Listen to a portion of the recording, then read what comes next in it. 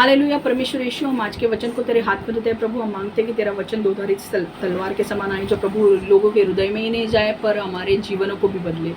परमेश्वर, मैं मांगती हूँ प्रभु, जो भी वचन में प्रकटीकरण आने वाले हैं उस प्रकटीकरण से हमें मदद कर, हमारे जीवन को बदलने के लिए और नई सोच को अपने अंदर डालने के लिए प्रभु। जिस सोच से हम चलते आए हैं परमेश्वर, उन सोच, जो सोच शैतान से, उन सोच को निकाल दे प्रभु। जो सोच तेरी ओर से है उसे हमारे अंदर डालने के लिए मदद कर प्रभु। हमें नया बना प्रभु, अंदरूनी अंदर से नया बना प्रभु, ताकि तेरे नई सोच को हम अंदर ले सके।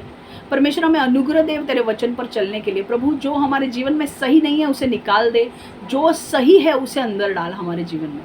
परमेश्वर, मैं मांगती हूँ प्रभु, ब्लेस कर, आशीर्वादित कर, हमें इस वचन पर चलने के लिए मदद कर प्रभु। यीशु के नाम से मैं प्रार्थना करती हूँ, आमेन आमेन आमेन।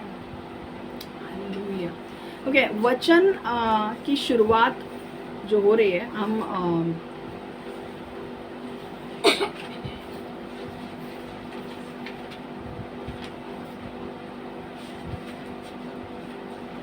ओके, वचन में जाने से पहले मुझे आपको स्टोरी बतानी है। बाद में हम वचन पढ़ने वाले हैं, वो पूरा अध्याय पढ़ने वाले हैं। ओके, तो वचन में जाने से पहले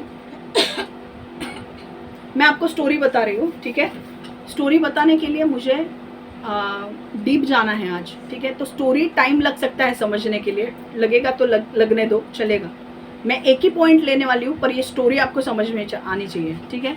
हमारा वचन गिनती की पुस्तक से शुरू हो रहा है। गिनती की पुस्तक अब खोलनी नहीं है। एक बार स्टोरी बताने के बाद जब हम वचन को पढ़ेंगे आपको क्लियर फटाफट आइडिया आ जाएगा। अब है, देखो हमारी स्टोरी कहाँ से शुरू हो रही है। ये उस समय की बात है जब इजरायली लोग मिस्र देश में थे, ओके। और मिस्र देश मतलब इजिप्ट, ओके। और इजरायली लोगों के ऊपर बहुत सताव आ रहा था। इतना सताव आ रहा था कि उनको ईंटें बनाने के लिए कहा जाता था, और ईंटें बनाने के लिए कोई भी मटेरियल नहीं दिया जाता था। और इतने टाइम में इतनी ईंटें बनानी ही है, एक नंबर देते थे, इतनी ईंटें बनानी है। अगर नहीं बनाया तो उनके ऊपर सताव आ रहा था, मारते थे उनको वो लोग। समझ में आ रहा था? इतना सताव इजरायली लोगों के ऊपर आ रहा था। मिस्र देश में का जो राजा था, फिरौन राजा, वो इतना सताव इजरायली लोगों के ऊपर ला रहा था कि उनके ऊपर टास्क मास्टर सेट किए थे कि इनको काम दो काम दो काम दो, इनको खाली बैठने ही मत दो। अब ये लोग दिन भर रात भर, अभी सुबह से लेकर रात भर तुम काम करोगे तो थकान तो होगी ना, और उसमें भी कैसे मटेरियल नहीं मिलेगा, ईंटें बनानी है। अब वो लोग इतना रो रहे थे कि परमेश्वर हमें बचा, हमें छुड़ा। अभी आपको सुबह 7 बजे से काम पे बिठाया और रात को 10 बजे तक, हाँ, कुछ बाकी कुछ करना नहीं है, काम करना। और आपको एक बोला है कि इतना ईंटें बनानी है, ईंटें नहीं बनाई तो फटके खाएंगे। आपको प्रेशर नहीं आएगा? इतना कब से हम ये कर रहे हैं, है कि नहीं? एक दो दिन बीमार भी पड़ सकते हैं ना, फिर भी अपना काम पूरा करना है। और वो लोग रो रहे थे कि परमेश्वर हमें बाहर निकाल, हमें इस सताव से बाहर निकाल। और परमेश्वर ने उनके सताव को देखा, उनकी स्थिति को देखा, और परमेश्वर ने कहा अब मैं इनको बाहर निकालने के लिए जा रहा हूँ, मैं इनको छुटकारा देने के लिए जा रहा हूँ। और मैं कैसे छुटकारा दूंगा? मैं मूसा, जो मेरा व्यक्ति है, जिसको मैंने चुना है, ये भविष्यवक्ता, मैं मूसा को भेजने वाला हूँ। मूसा इजरायली लोग, जो 20 लाख इजरायली लोग हैं मिस्र देश में, इजिप्ट में, मैं उनको बाहर निकालने वाला हूँ।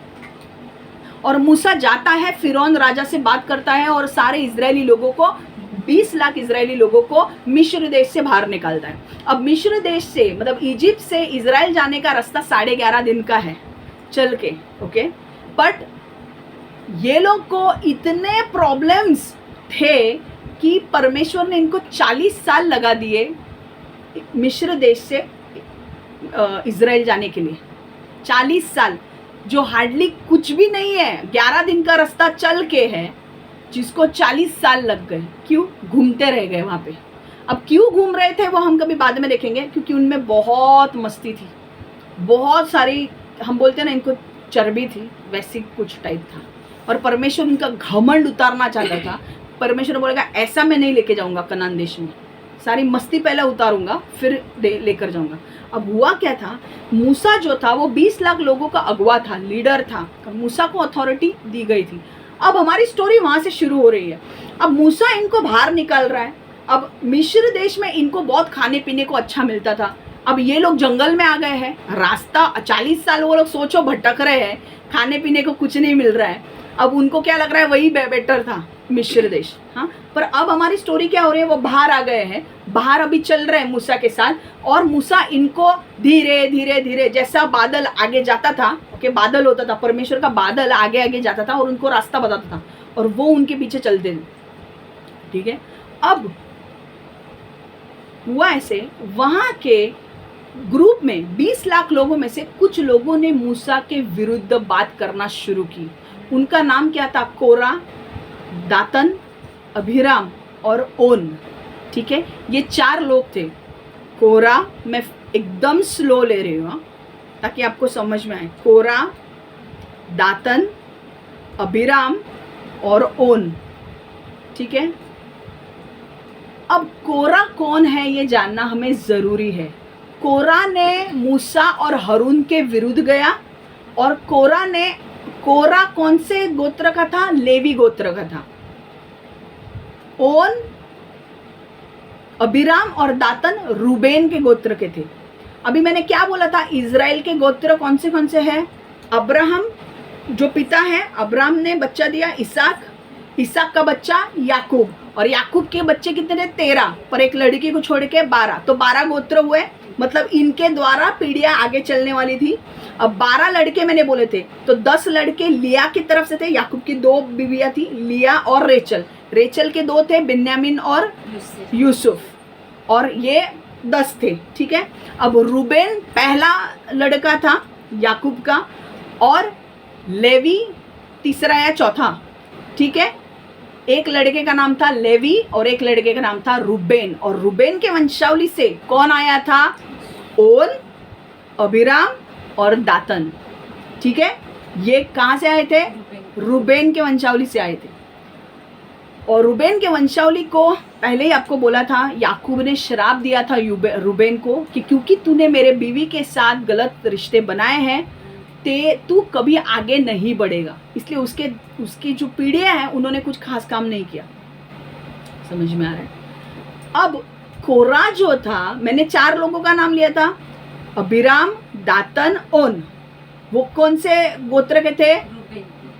सब लोग बोलो भाई, ये बोल रही है इसलिए तुम मत बोलो, मैं किसी को भी पूछूंगी। नींद अगर आई ना तो सिर्फ देखना। ओन, अभिराम और दातन कौन से गोत्र के थे? रूबेन। अब कोई बोलेगा नहीं, उसको बोलने दो, सब लोग का सुन के उधर 3 बार रिपीट किया तो भी समझ में नहीं आता है। खतरनाक खतरनाक है भाई। और कोरा कौन से गोत्र का था? लेवी गोत्र का। तू नको बोलूस कीर्ती, इकडे सगळेजण तुझ्यावर डिपेंड आहेत, सगळे तुझ्याकडे बघून नंतर उत्तर देतात। कोरा कौन से इसका था? लेवी। वाह तेवा, ठीक है, चलो मैं वापस बीच में गूगली डालूंगी, आना चाहिए। कोरा लेवी का था। ओके, अब लेवी के बारे में हम जानना चाहेंगे, मेरी फैमिली ट्री के बारे में हम जानना चाहेंगे। मेरी मम्मी की मम्मी कौन थी? ओके, अगर अपना कभी मिनिस्ट्री एकदम आगे बढ़ गया और अपने मिनिस्ट्री में खतरनाक लोग आने लगे तो कुछ लोग पूछेंगे ना, भाई ये इसकी मम्मी कौन है, इसका दादा कौन है, इसका ये कौन है। तो वैसे ही फैमिली ट्री हम लेवी की जानेंगे। समझ में आ रहा है? लेवी जो था, लेवी गोत्र बहुत ही महत्वपूर्ण था। लेवी जो व्यक्ति था उसको परमेश्वर ने चुना था परमेश्वर के मंदिर के अंदर काम करने के लिए। 12 लोग थे, 12 लड़के थे।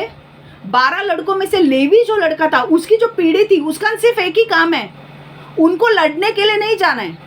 वो कभी लड़ने नहीं जाते थे। लेवी गोत्र के लोग, लेवी और लेवी के पीढ़ियां कभी लड़ने नहीं जाते थे। उनका काम सिर्फ ये होता था कि मंदिर जो है या तंबू, इजराइल में जाने के बाद इन्होंने मंदिर बनाया, पर मंदिर में जाने के पहले क्या करते थे?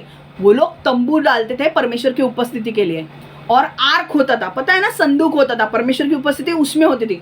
समझ में आ रहा है? मूसा के टाइम पे परमेश्वर ने बोला टैबरनेकल बनाने को, मतलब तंबू बनाने को, एक तंबू बना, वहां पर परमेश्वर की उपस्थिति आएगी, तो लोग वहां पर जाके कर सकते हैं प्रार्थना, वो सब। समझ में आ रहा है? और जब आगे चल के वो कनान देश में गए तो सुलेमान को बोला मंदिर बनाने के लिए। पर अभी मंदिर नहीं बना सकते ना, क्योंकि अभी 40 साल घूमे रहे, वो मंदिर किधर बनाएंगे? अपने देश में गए नहीं है, अपने देश में जाने के बाद मंदिर बनाएंगे। समझ में आ रहा है? तो तंबू बनाया था, तंबू ठोक के बनाया था, उसमें परमेश्वर की उपस्थिति आती थी। समझ में आ रहा है? अब लेवी जो गोत्र है, ये बहुत ध्यान से सुनो, क्योंकि ये आगे भी आपको काम में आने वाला है। लेवी जो गोत्र है, लेवी जो लड़का था याकूब का, वो लड़का जो था, उसकी पीढ़ियों को परमेश्वर ने खास काम दिया था कि तंबू में लगने वाला जो भी काम है, परमेश्वर के मंदिर में जो भी काम करने का है, वो सारे लेवी लोग करेंगे। मंदिर की साफ सफाई करना, मंदिर में पर्दे लगाना, मंदिर के अंदर जो सामान है उसको उठा के लेकर जाना, मंदिर के अंदर याजक का काम करना, ये कौन से गोत्र का से होता था? लेवी से होता था। कोई भी रूबेन के गोत्र से होता था क्या? नहीं। कोरा कौन से गोत्र का था? कौन से? गोरा रूबेन के कोरा रूबेन, वेरी गुड। मैं इधर चक्कर आके से शब्द हार्ड आहे, बरोबर हार्ड आहे, म्हणून मी किती स्लो। कोरा जो था, कोरा कौन से गोत्र का था? अभी सीखा है मैंने 2 मिनट पहले। लेवी का था। हाँ, कोरा लेवी का था, बराबर है। और ओन, अभिराम और दातन रूबेन। इनका पूछ के तुम आंसर दो, चलेगा? क्या सुनो, कविता ने दिला, वेरी गुड। समझ में आ रहा है? मैं ऐसे बीच में तुम्हारा पूछने वाली हूँ, मतलब अपन का रिवीजन हो जाएगा, ठीक है ना? अभी समझ में आ रहा है? अब लेवी के लोग का काम खतरनाक था, सारे मंदिर के काम वो करते थे, और ये एक बहुत बड़ी जिम्मेदारी है। समझ में आ रहा है? लेवी के लोगों का मतलब पास्टर बनना, आजकल का पास्टर बनना मतलब लेवी के गोत्र से आना है। लेवी गोत्र जो था ना, वो लोग लड़ाई करने के लिए नहीं जाते थे, बाकी के गोत्र लड़ाई करने के लिए जाते थे, और वो लोग लड़ाई करके जो भी लेकर आते थे ना, वो थोड़ा सा पोर्शन लेवी लोगों को देते थे। क्यों? क्योंकि वो मंदिर का काम संभालते थे ना, इसलिए उनके लिए थोड़ा देते थे। समझ में आ रहा है? अब लेवी के बच्चों के ऊपर जाएंगे हम, चलेगा ना? आज अपन लेवी के बच्चे भी सीखेंगे। समझ में आ रहा है? अपन को इंटरेस्टिंग स्टोरी यार, मैं आपको अच्छी तरह से समझाऊंगी ना, तो आपको आने वाला है। मजा आ रहा है क्या? थोड़ा तो मजा आ रहा है, नहीं आ रहा है तो भी मैं लेने वाली हूँ। हाँ, आ रहा है ना? Very good. लेवी के बच्चे 3 थे। लेवी सुनो, यहूदा, याकूब का जो बच्चा यहूदा था, उसके यहाँ से कौन आया? कम ऑन, कितनी बार बोला है मैंने, कितनी बार? यहूदा के वंशावली से कौन आया? यीशु। Very good. ये बोले कि तीनों रिपीट करना है कि नहीं? Very good. और लेवी जो थे, अब लेवी के यहाँ से, लेवी जो लड़का था, इसको 3 बच्चे थे। अब इसकी वंशावली से क्या काम था उनका? मंदिर में काम करना। अब देखो, इसके 3 बच्चे थे, गिरशोन, मरारी और कोहात। आज हम थोड़ा बाइबल में डिटेल में जाने वाले हैं, एकदम धीरे सिखा रही हूँ, एकदम धीरे, ठीक है? लेवी के 3 बच्चे थे, गिरशोन, मरारी, तुम लोग याद रखना फरारी,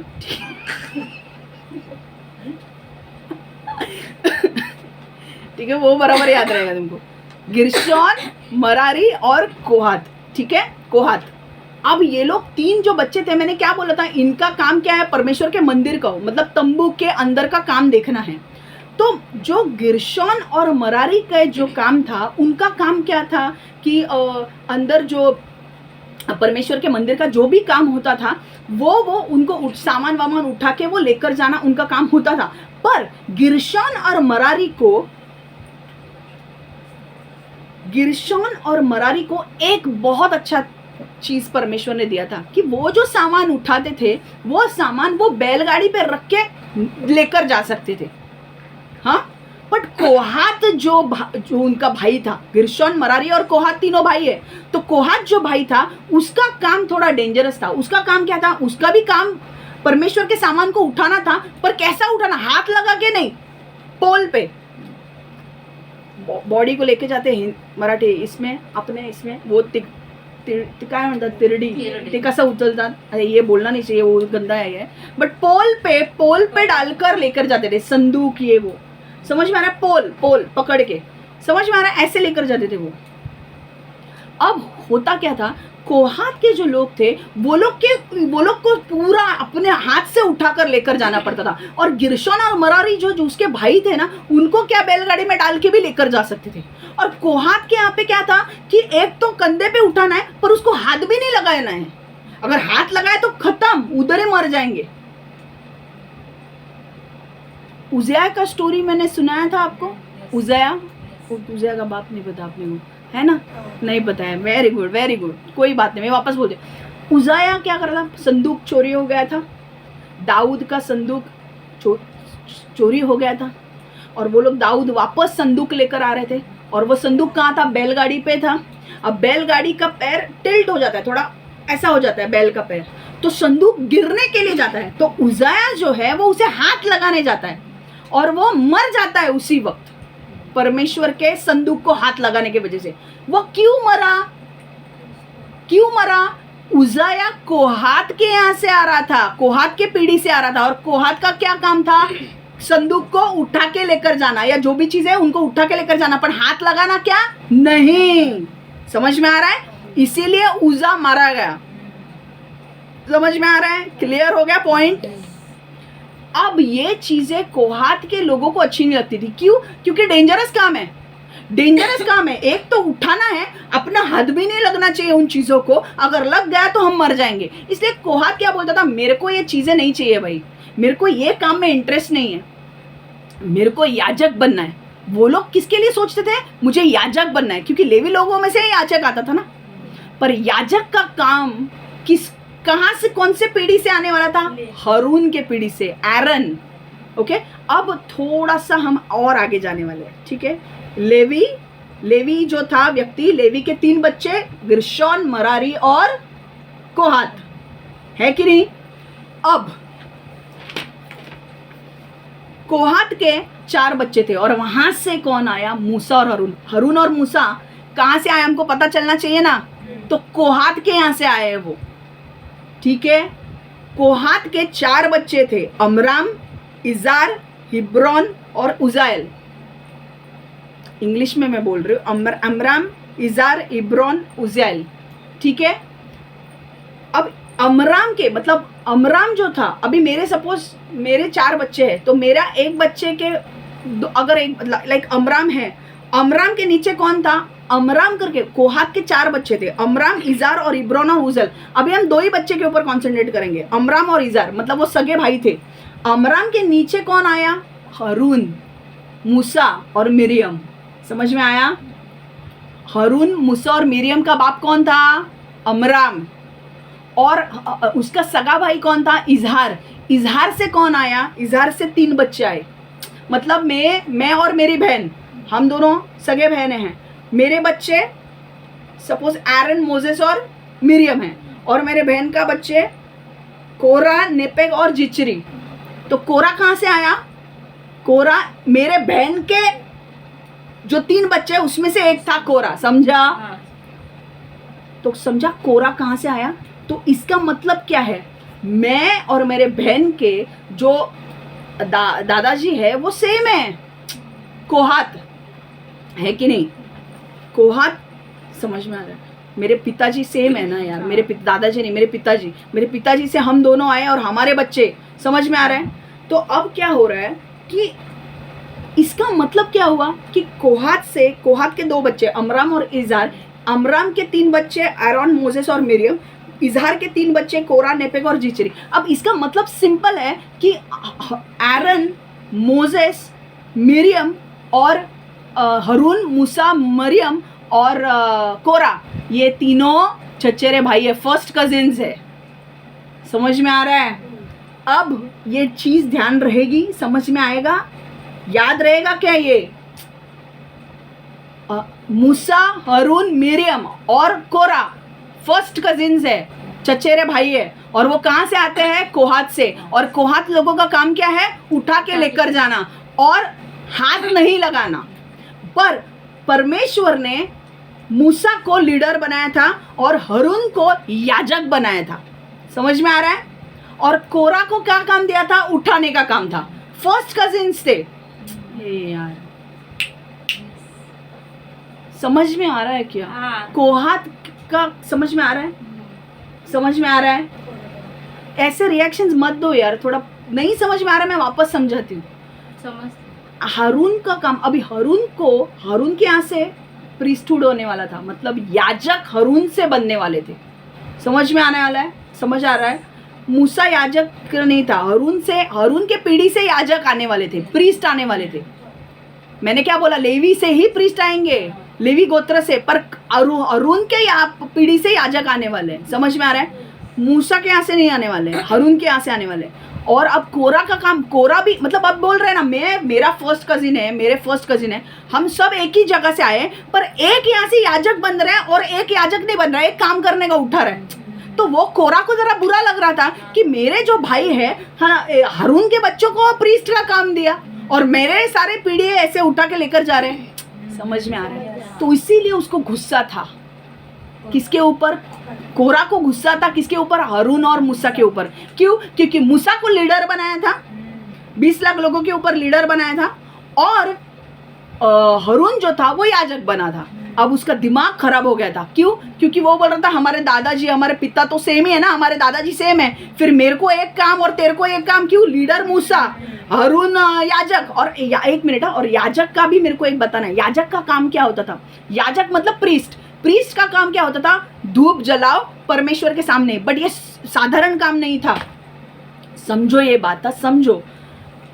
मंदिर में 3 रूम्स होते थे। बाहर का रूम में सारे लोग, यहूदी लोग आ सकते हैं, बाहर के इधर, अंदर के इसमें नहीं, बाहर के यहाँ पे सारे यहूदी लोग आ सकते हैं। अंदर के रूम में सिर्फ याजक और महायाजक आ सकते हैं। बट सबसे Holi, most holy place and outside layer, तो जो ये पवित्र स्थान और अति पवित्र स्थान, ठीक है, और बाहर का जो रूम, मतलब 3 रूम है, तो 3 रूम में बाहर के लोगों में वहां पे बाकी के लोग आ सकते हैं। अंदर के रूम में याजक और महायाजक जा सकता है, पर सबसे अंदर जहां पर संदूक रखा है वहां पर किसी को एंट्री नहीं होती थी, वहां पर सिर्फ महायाजक जा सकता है, और वो परमेश्वर के सामने धूप जलाने का काम करता था। और वहां पर इतना सीरियस था परमेश्वर उस टाइम पे कि अगर महायाजक ने कोई प्रॉब्लम किया है और अगर वो परमेश्वर के सामने धूप जलाने के लिए आ रहा है तो वो मर भी सकता था। समझ में आ रहा है? इसलिए वो लोग क्या करते थे, उसके पैर में ना घंटी बांधते थे, और जब महायाजक अंदर धूप जलाने के लिए जाता था ना, तो वो ऐसे नहीं जाता था, वो पैर में घंटी बांधता था। क्यों घंटी बांधता था? जब वो धूप जलाता था तो वो अपने पैरों को ऐसे ऐसे ऐसे मारता था, ताकि बाहर के लोगों को सुनाई दे मेरे घंटी से आवाज आ रहा है, ताकि मैं जिंदा हूं। अगर परमेश्वर को लगता है कि ये बंदे ने कुछ गलत किया, वो वहीं का वहीं मारा जाता था, क्योंकि संदूक में परमेश्वर की उपस्थिति थी। ये समझ में आ रहा है क्या? अभी तुम लोग ना बहुत हल्के से लेते हो, उस टाइम पे इतना हल्का नहीं था, परमेश्वर फाड़ के रखता था। और उस टाइम पर तुम परमेश्वर की उपस्थिति में जाके कुछ भी नाटक करोगे, नहीं चलेगा। उधर वो और अंदर के रूम में कोई नॉर्मल आदमी आ भी नहीं सकता है, तो बॉडी को कैसे लेकर जाएंगे? अगर एक आदमी ने, एक याजक ने अगर गलत काम किया तो वो ऐसे ऐसे बजाता था, जब तक आवाज आता था तो ठीक है, घुंघरू का आवाज आ रहा है बाहर, मतलब वो ठीक है। अगर घुंघरू का आवाज बंद हो गया, मतलब उसको परमेश्वर ने मार डाला। और अब उसको बॉडी को अंदर रखेंगे, मोस्ट होली प्लेस में, अत्यंत महत्वपूर्ण स्थान में, पवित्र स्थान में वो बॉडी को नहीं रखेंगे। तो वो लोग क्या करते थे, उस बॉडी को रस्सी बांध के वो अंदर जाता था। अगर वो मरता था तो वो लोग उसकी बॉडी खींच के बाहर लेकर आते थे। समझ में आ रहा है? कोई नॉर्मल आदमी जा नहीं सकता, अगर वो आ जाएगा वो मरेगा उधर। इतना परमेश्वर का उपस्थिति का डर था वहां पे। अब तो बहुत ग्रेस में इतना धमाल कर लिया है लोगों ने, पूछो मत, कुछ भी चलता है ग्रेस में, पर उस वक्त ऐसे नहीं था।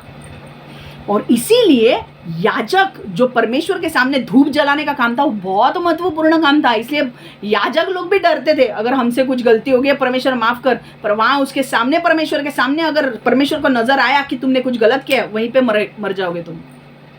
समझ में आ रहा है? अब ये किसको काम दिया था? हारून के वंशावली को, हारून के वंशावली को। समझ में आ रहा है? अब कोरा क्या बोल रहा था कि ये हम दोनों चचेरे भाई है, एक को महायाजक दिया और एक लीडर है, और मैं क्यों ये काम करूं?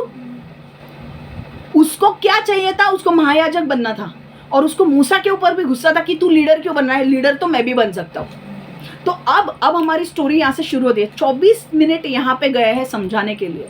मुझे कोई फर्क नहीं पड़ता है, आज मैं समझाऊंगी, एक ही पॉइंट लेने वाली हूँ, पर ये अंदर जाना जरूरी है। समझ में आ रहा है? अब ओके, अब हुआ क्या था अबीराम, कोरा ने क्या किया, कोरा ने बोला देखो 20 लाख लोगों में से कोरा उठ के खड़ा हो गया। कोरा को दिमाग खराब हो गया कि हारून याजक बन गया, मूसा लीडर है, सब लोग मूसा की सुन रहे, हम भी तो फर्स्ट कजिन है ना मूसा के, तो परमेश्वर हमसे भी बात करता है, हम भी लेवी गोत्र से हैं, तो परमेश्वर सबके साथ है, तो तू लीडर क्यों बन रहा है। तो वो मूसा को बोलने लगा तू अपने आप को लीडर क्यों मानता है। तो मूसा ने बोला भाई मैं नहीं लीडर अपने आप को मानता हूँ, मेरे को परमेश्वर ने लीडर बनाया, ना हारून अपने आप को महायाजक बोल रहा है, परमेश्वर ने उसे महायाजक बनाया। समझ में आ रहा है? अब यहां से गड़बड़ शुरू। कोरा अकेला कौन से इसका था, गोत्र का, कमोन अभी पूछ के कोई भी आंसर दे सकता है, वेरी गुड, लेवी गोत्र का था। अबीराम, दातन और ये कौन से, अभी ओन किसके गोत्र के थे, रूबेन, गुड। और रूबेन के गोत्र में से उन्होंने कुछ नहीं किया। अब ये लोग जो थे वो चारों मिल गए, कोरा, अबीराम, दातन और ओन, ये चारों रिंग लीडर थे। भाई किसको अभी अपने टीम में उन्होंने 250 लोग अपने टीम में ले लिए कि भाई अब मूसा अपने आप को बहुत समझता है ना, मूसा के विरुद्ध हम जाएंगे। और 250 लोग और ये 4 लोग, अबीराम, दातन, कोरा और ओन, और 250 लोग मूसा के विरुद्ध गए, हारून के विरुद्ध गए। अभी ये अबीराम, दातन और जो ओन था, ये लोग रूबेन के इसमें थे, इनको कुछ पता भी नहीं था, इनको कुछ अक्ल भी नहीं थी, पर इन्होंने भी नाटक चालू किया। क्या नाटक किया, कोरा ने ये बोला कि तू क्यों लीडर बन रहा है, तो अबीराम, दातन और ओन ने क्या बोला मूसा को कि तूने हमें वादा किया था कि तू हमें कनान देश में लेकर जाएगा, अभी तक पहुंचा है क्या कनान देश में, यहाँ पे हम सड़ रहे हैं, और वो हमारा देश अच्छा था मिस्र, वहां पे खाने पीने को तो मिल रहा था। समझ में आ रहा है? इनको जब सताव आ रहा था तब परमेश्वर करके रो रहे थे, हाँ, तब परमेश्वर ने बाहर निकाला। अब जब बीच में है, पहुंचे नहीं है, तो उनको वो सताव की याद नहीं आती है, अब उनको लग रहा है कि वहां पे खाने पीने को तो मिल रहा था। समझ में आ रहा है? अब मूसा को आया गुस्सा, चारों के ऊपर आया और 250 लोगों के ऊपर गुस्सा आया। उसने बोला अपन एक टेस्ट करते हैं। टेस्ट क्या करेंगे, कल उठ के हम सब लोग तंबू के सामने आएंगे, परमेश्वर के मंदिर के तंबू के सामने आएंगे, और चारों लोग दातन, अबीराम, कोराम, दातन, अबीराम, कोरा, ओन और 250 लोग क्या करेंगे, धूप जलाएंगे। तुम धूप जलाओ। धूप जलाने का काम किसका था, महायाजक का। पर ये लोग अपने आप को ही महायाजक बोल रहे थे ना, ये लोग सोच रहे थे कि हम भी उतने पोजीशन पे आ सकते हैं। उसने बोला ठीक है, तुम लोग बाहर आओ, तुम लोग एक धूप पात्र लो, उसमें कोयला डालो और सुगंधित द्रव्य डालो और धूप जलाओ। ठीक है, तुम चारों धूप जलाओ और 250 लोग भी धूप जलाएंगे, और मेरे यहाँ से सिर्फ हारून धूप जलाएगा। ओके, परमेश्वर कल साबित करेगा कि परमेश्वर ने हमको चुना है या हम खुद उस पोस्ट पे आए हैं। ठीक है, और परमेश्वर साबित करेगा। और परमेश्वर कैसे साबित करेगा कि अगर जिन लोगों ने जो लोग अपने आप को लीडर बनाना चाहते हैं, जो परमेश्वर की ओर से नहीं है, परमेश्वर उन्हें मार डालेगा। पर मौत कैसे आएगी, नॉर्मल मौत नहीं आएगी, ऐसी मौत आएगी कि धरती फट जाएगी, 2 टुकड़े होंगे धरती के, और जमीन, धरती उनको निगल जाएगी डायरेक्ट। ऐसा क्या, ऐसा धरती, मतलब ये जमीन खुल गई और मैं ऐसे क्या ऐसे नीचे जा रही हूँ, और धरती पूरा आगे से ऊपर से पैक हो रही है। भूकंप होता है तो कैसे फटती है, वैसा अंदर समा जाएंगे वो लोग और वो बंद होगा। समझ में आ रहा है? ये सब हम वचन में पढ़ने वाले, पर मैं आपको बेसिक दे रही हूँ। समझ में आ रहा है? दूसरा दिन आता है, मूसा को परमेश्वर मूसा को बोलता है सारे इजरायली लोगों को मैं मार डालूंगा। मूसा हाथ जोड़ता है, बोलता है कि देखो कोरा की गलती है, एक व्यक्ति की गलती है, कोरा ने सबको भड़काया है, 3 लोगों को और 250 लोगों को, तू सबको क्यों मार रहा है परमेश्वर? इसलिए परमेश्वर क्या बोलता है, इजरायली लोगों को बोल कोरा, अबीराम, दातन से दूर रहने को। वो लोग दूर चले जाते हैं। अब कोरा, अबीराम, दातन सब लोग धूप जलाने के लिए परमेश्वर के मंदिर के यहाँ पे आते हैं, तंबू के यहाँ पे आते हैं, और 250 लोग भी धूप जलाते हैं। धूप जलाने का काम याजक का है, और कोई भी गलती से कुछ भी करेगा जो परमेश्वर के नियम में नहीं है, उसे सजा मिलेगी। अब इनको प्रूव करना था कि मूसा सच में परमेश्वर की ओर से है या कोरा सच में परमेश्वर की ओर से, या अबीराम, दातन परमेश्वर की ओर से। परमेश्वर ने क्या किया पता है? जैसे मूसा ने बोला कि अब परमेश्वर दिखाएगा कि कौन उसका है और कौन उसका है, बोलने के बाद तुरंत धरती खुल गई। अबीराम, कोरा, दातन अबीराम और दातन के जो बच्चे थे ना, बच्चे, बीवी, फैमिली, सबके सब नीचे गए, धरती फट गई, सबके सब ऐसे नीचे गए, उनके घर भी, उनके टेंट लगाए हुए थे ना, उनके घर भी नीचे गए, उनका सामान भी नीचे गया, उनकी पूरी की पूरी फैमिली, अबीराम, दातन और अबीराम का पूरा फैमिली नीचे गया। कोरा के बच्चे हैं आगे, कोरा के बच्चों के बारे में बोला नहीं है, पर कोरा गया नीचे। समझ में आ रहा है? क्योंकि कोरा के पीढ़ी से, कोरा के आगे 7 जनरेशन बाद समूएल कोरा के यहाँ से आया है, इसलिए कोरा के बच्चे नहीं गए हैं। समझ में आ रहा है? कोरा खुद गया बट, और धरती फटी, इनको सब संभालिए और धरती अपने आप बंद हो गई। अब इनकी, बाकी लोगों की अभी फटना चालू हो गया, उनको पता था कि अभी यार हम भी मरने वाले। 250 लोग जो थे, उनको पता चला हमारे लीडर तो गए हैं। परमेश्वर ने स्वर्ग से आग भेजा और 250 लोगों को मार डाला। और परमेश्वर ने ये साबित किया कि मूसा और हारून मैंने चुना है, और मूसा को मैंने अथॉरिटी पे रखा है, हारून को मैंने याजक बनाया है, और उनके खिलाफ जो भी जाएगा मैं उससे लड़ूंगा। क्योंकि तुम अगर उनके खिलाफ जा रहे हो, तुम मुझसे लड़ रहे हो। परमेश्वर ने जिसको अधिकार में रखा है, अगर तुम उसके साथ पंगे लेते हो, तुम्हारी लगाएगा परमेश्वर। समझ में आ रहा है? अब हम वचन को पढ़ेंगे और फिर एक ही पॉइंट लेंगे, ठीक है? चलो फटाफट, क्लियर है अब?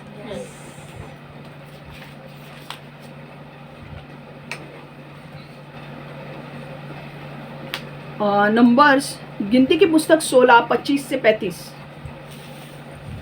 में, नंबर 16, 25 to 35। गिनती की पुस्तक 16, 25 से 35, गणना 16, 25 से 35, गणना 16, 25 से 35। मैं इंग्लिश में पढ़ रही हूँ, तब तक आप लोग मराठी में देख लो। Then Moses rose and went to Dathan and Abiram, and the elders of Israel followed him. And he spoke to congregation, saying, Depart now from the tents of these wicked men. Touch nothing of theirs, lest you be consumed in all their sins. So they got away from around the tents of Korah, Dathan and Abiram. And Dathan and Abiram came out and stood at the door of their tents with their wives, their sons, and their little children. Moses said, By this you shall know that the Lord has sent me to do all these works, for I have not done them on my own, of my own will. If these men die naturally, like all men, or if they are... एक minute, हाँ sorry. If these men...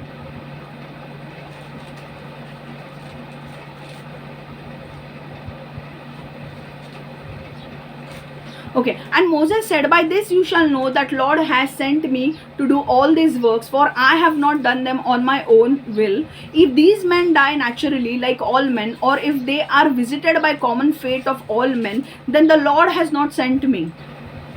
But if the Lord creates a new thing, and earth opens its mouth and swallows them up with all that belongs to them, and they go down alive into the pit, then you will understand that these men have rejected the Lord.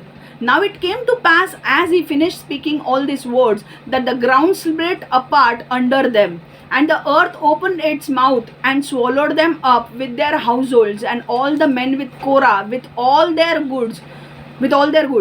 So they and all those with them went down alive into the pit. The earth closed over them, and they perished from among the assembly. Then all the Israel who were around them fled at their cry, for they said, Lest the earth swallow up also. And a fire came out from the Lord and consumed the 250 men who were offering incense. समझ में आ रहा है? अब मैं हिंदी में पढ़ रही हूँ.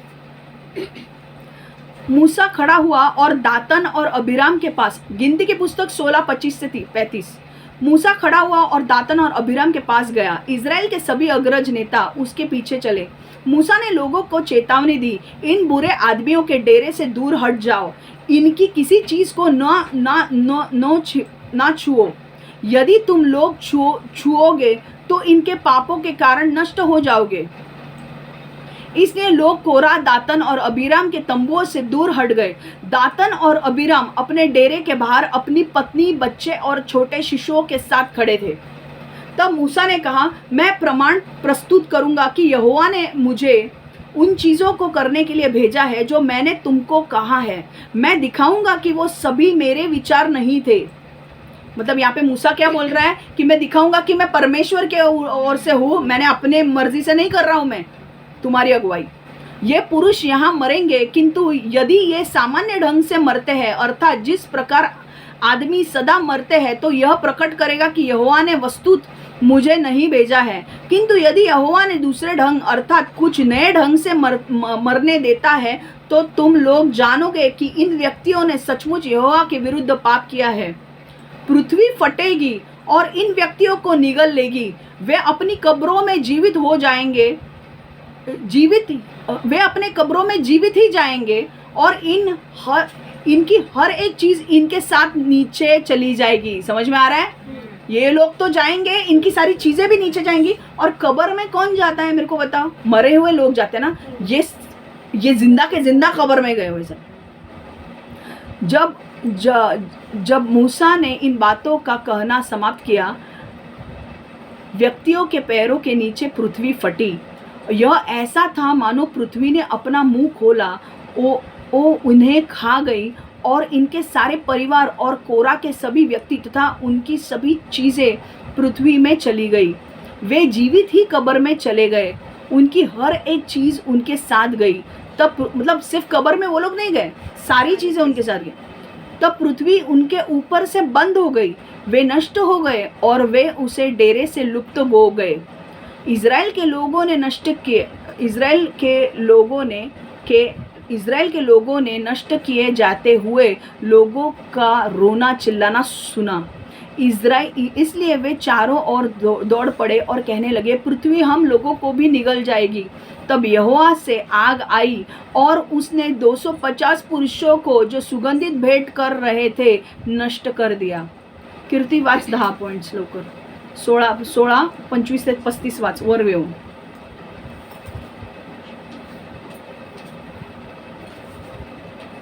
तेव्हा मोशे उठून दाथान व अबिराम याचकडे गेला आणि इस्रायल लोकांचे वडील त्यांच्या पाठोपाठ गेले. तो मंडळीस म्हणाला, तुम्ही या दुष्ट मनुष्याच्या डेऱ्यापासून दूर व्हा. त्याच्या कोणत्याही वस्तूला शिव देखील नका. शिवला तर तुम्ही सर्व त्याच्या पापात सापडून भस्म व्हाल. मग ते कोरह, दाथान व अबिराम ह्याच्या डेऱ्याभोवतालातून निघून गेले आणि दाथान व अबिराम बाहेर निघून आपल्या बायका मुलांसह आपल्या डेऱ्याच्या दारी उभे राहिले. तेव्हा मोशे म्हणाला, मी हे सर्व कामे आपल्याच मनाने केली नाही, तर ही कराव्यास परमेश्वराने मला पाठवलं आहे. हे यावरून तुम्हास दिसून येईल. इतर मनुष्याच्या मृत्यूप्रमाणे ज्यास मृत्यू प्राप्त झाला किंवा इतर सर्व लोकांप्रमाणेच ह्याचे परिपत्य झाले, तर परमेश्वराने मला पाठवले नाही असे समजा. पण परमेश्वराने काही अद्भुत गोष्ट घडवली आणि पृथ्वीने आपले तोंड उघडून यास व त्यांच्या सर्वांस ग्रासून टाकले आणि हे अधोलोकी जिवंत जाऊन पडले. तर असे समजा की या लोकांनी परमेश्वराला तुच्छ मानले आहे. हे त्याचे सगळे शब्द बोलून संपताच तोच त्या लोकांच्या पायाखालची भूमी दुभंग झाली आणि पृथ्वीने तोंड पसरून ते त्यांची कुटुंबे, कोराची सगळी माणसे व त्याची सर्व मालमत्ता ग्रासून टाकली. ते व त्याची सगळी माणसे जिवंत अधोलोकी जाऊन पडली आणि पृथ्वीने त्यास गडप केली आणि मंडळीतून ती नष्ट झाली. त्याच्या सभोवती असलेले सर्व इस्रायल लोक त्याचा आक्रोश ऐकून पळून गेले. पृथ्वी आम्हासही गिळून टाकवायची असे ते म्हणाले. मग परमेश्वरापासून अग्नी निघाला आणि ते धूप जाळणारे 250 पुरुष भस्म केले. ओके, अब वापस से मैं ना कोरा का 1 से 10 तक पढ़ने वाली हूँ. ठीक है. Now Korah, the son of Izhar, the son of Kohath, the son of Levi. Numbers 16, 1 से 10. ओके, जो मैंने सुना, जो मैंने आपको सिखाया, वो मैं आपको बाइबल से लेकर जा रही हूँ. Now Korah, the son of Izhar, the son of Kohath, the son of Levi, with Dathan and Abiram, the sons of Eliab, and On, the son of Peleth, sons of Reuben, took men, and they rose up before Moses with some of the children of Israel, 250 leaders of congregation, representatives of the congregation. They gathered together against Moses and Aaron and said to them, you take too much upon yourself, for all the congregation is holy, every one of them, and the Lord is among them. Why then do you exalt yourself above the assembly of the Lord? So then Moses heard it, and he fell on his face, And he spoke to Korah and all his company, saying, Tomorrow morning the Lord will show who is his and who is holy, and will cause him to come near to him. That one whom he chooses, he will cause to come near him. Do this. Take censers, Korah and all your company. Put fire in them and put incense in them before the Lord tomorrow. And it shall be that the man whom the Lord chooses is the Holy One. You take too much upon yourselves, you sons of Levi. Then Moses said to Korah, Hear now, you sons of Levi, is it a small thing to you that the God of Israel has separated you from the congregation of Israel to bring you near to himself to do the work of the tabernacle of the Lord and to stand before the congregation to serve them, and that he has brought you near to himself, and you and all your brethren, the sons of Levi, with you, and are you seeking the priesthood also? Therefore you and all your company gathered together against the Lord, and this is what therefore you and all your company are gathered together against the Lord, and what is Aaron that you complain against him? समझ में आ रहा है? हिंदी में पढ़ रही हूँ ताकि आपको और क्लैरिटी मिलेगी, ठीक है। कोरा, दातन, अबीराम और ओन मूसा के विरुद्ध हो गए। कोरा येसेर का पुत्र था, येसेर कहात का पुत्र था, और कहात लेवी का पुत्र था। एलियाब के पुत्र दातन और अबीराम भाई थे, और ओन पेलेत का पुत्र था। दातन, अबीराम और ओन रूबेन के वंश के थे। समझ में आ रहा है? इन 4 व्यक्तियों ने इजराइल के 250 व्यक्तियों को एक साथ इकट्ठा किया और ये मूसा के विरुद्ध आए। ये 250 इजरायली व्यक्ति लोगों में आदरणीय नेता थे। वे समिति में के सदस्य चुने गए। वे एक समूह के रूप में मूसा और हारून के विरुद्ध बात करने आए। इन व्यक्तियों ने मूसा और हारून से कहा, हम उससे सहमत नहीं है जो तुमने किया है। इजरायली समूह के सभी लोग पवित्र है। समझ में आ रहा है वो लोग क्या बोल रहे हैं? सब लोग पवित्र है, तू अपने आप को, सब लोग पवित्र है, परमेश्वर सभी के साथ है, तू अपने आप को लीडर क्यों मान रहे हैं? यहोवा, देखो वो क्या बोल रहे हैं। इन व्यक्तियों ने मूसा और हारून से कहा, हम उससे सहमत नहीं है जो तुमने किया है। इजरायली समूह के सभी लोग पवित्र है, यहोवा उनके साथ है। तुम अपने को सभी लोगों से ऊंचे स्थान पर क्यों रखे हो? कौन बोल रहा है ये? कोरा, ओन, अबीराम और दातन क्या बोल रहे हैं? सब मूसा तो सब लोग पवित्र है, परमेश्वर ने सबको चुना है। ओके, तो तुम लोग अपने आप को लीडर क्यों बोल रहे हो? हारून, तू अपने आप को महायाजक क्यों बोल रहा है? मूसा, तू क्यों अपने आप को लीडर बोल रहा है? समझ में आ रहा है? अब जब मूसा ने यह बात सुनी तो वह भूमि पर गिर गया। तब मूसा ने कोरा और उसके अनुयायी से कहा, कल सवेरे यहोवा दिखाएगा कि कौन व्यक्ति सचमुच उसका है। यहोवा दिखाएगा कि कौन व्यक्ति सचमुच पवित्र है, और यहोवा उसे अपने समीप ले जाएगा। मतलब कल क्या दिखाएगा परमेश्वर? कल ये दिखाएगा कि परमेश्वर ने कौन से लीडर को चुना है। कोरा को चुना है या मूसा या हारून को चुना है? कोरा, अबीराम, दातान या इनमें से चुना है, या मूसा को चुना है, या 250 लोगों को चुना है? ठीक है, यहोवा दिखाएगा कि कौन व्यक्ति सचमुच पवित्र है, और यहोवा उसे अपने समीप ले जाएगा। यहोवा उस व्यक्ति को चुनेगा और यहोवा उस व्यक्ति को अपने निकट लेगा। इसलिए कोरा, तुम और तुम्हारे सभी अनुयायी को यह करना चाहिए। किसी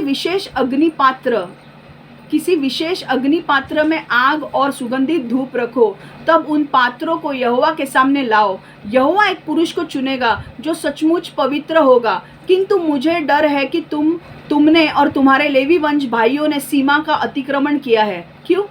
क्योंकि उनको क्या बोला था ये मूसा ने कोरा को बोला, कोरा तुझे तो तूने लेवी बनाया है, तुझे काम भी दिया है, पर फिर भी अब तेरा घमंड इतना बढ़ गया कि तुझे महायाजक की पोस्ट चाहिए। समझ में आ रहा है?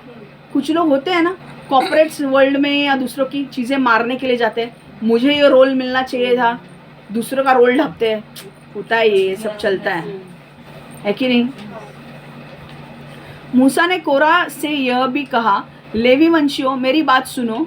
तुम लोगों को प्रसन्न होना चाहिए कि इज़राइल के परमेश्वर ने तुम लोगों को अलग और विशेष बनाया है। तुम लोग बाकी इज़राइली लोगों से भिन्न हो।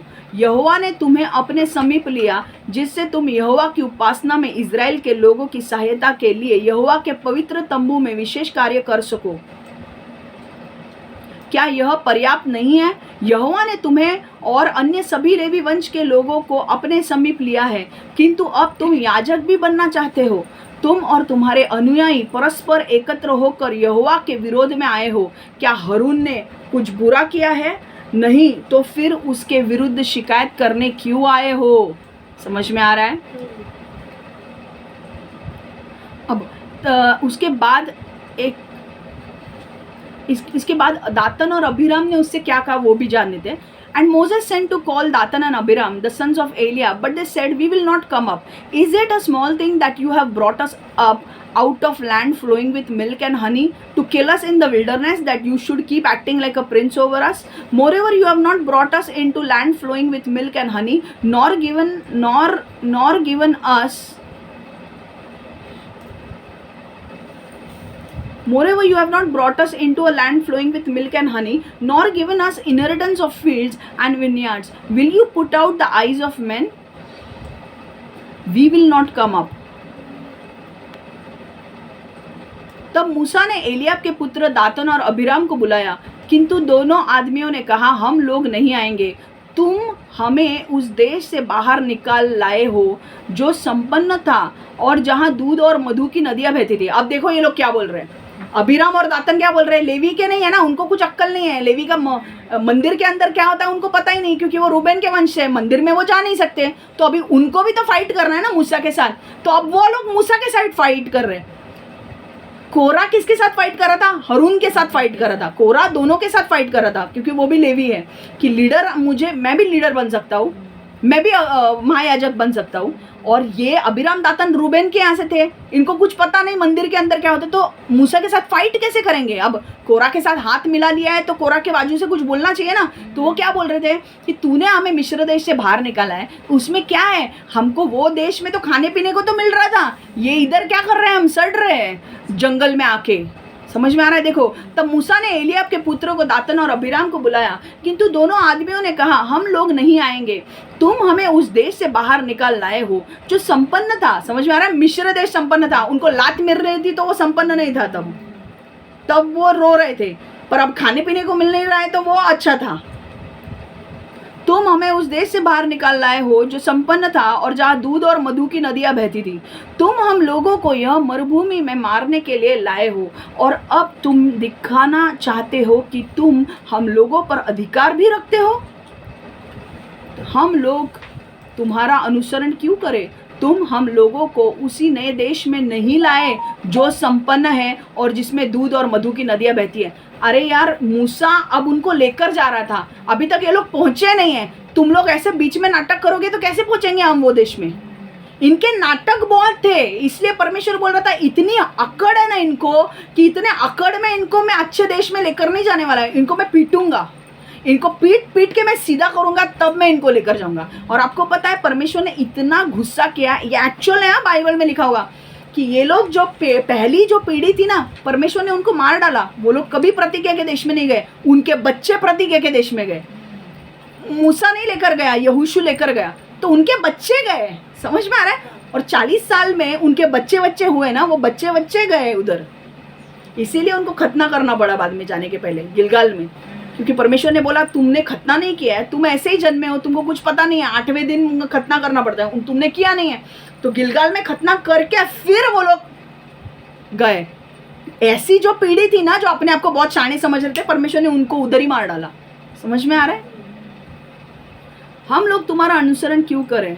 ओके, फिर तुमने हम लोगों को वह देश नहीं दिया जिसे देने का वचन यहोवा ने दिया था। तुमने हम लोगों को खेत या अंगूर के बाग नहीं दिए हैं। क्या तुम इन लोगों को अपना गुलाम बनाओगे? नहीं, हम लोग नहीं आएंगे। अब 2 चीज़ें यहाँ पे हो रही थी। एक तो रोना धोना चालू हो गया, इनका कंप्लेनिंग परमेश्वर के विषय में चालू हो गया कि मिस्र देश से बाहर निकाला, वो किसने बोला था मूसा को करने के लिए? परमेश्वर ने बोला था, है कि नहीं? अब वहाँ से बाहर निकाला है, तुम सताए जा रहे थे, तुमको वहाँ से बाहर निकाला, फिर भी तुम गुस्सा कर रहे हो। एक तो बाहर आए हो, तो ये लोग अबीराम दातन क्या कर रहे हैं इसके बारे में बात कर रहे हैं, और कोरा क्या कर रहा है? कोरा को चाहिए महायाजक बनना है, लीडर बनना है। समझ में आ रहा है कैसे उनका पॉलिटिक्स चल रहा था? और 250 लोगों को भटकाया था। अब बोलो, अगर 250 लोगों के साथ अगर इनके साथ चल जाता तो मूसा की अगुवाई कोई नहीं मानता, तो परमेश्वर का काम पूरा होता। तो इसीलिए परमेश्वर को दूध का दूध पानी का पानी करना था कि कौन सच्चा है कौन खराब है। अब यहाँ से हम क्या सीखते हैं? फर्स्ट पॉइंट,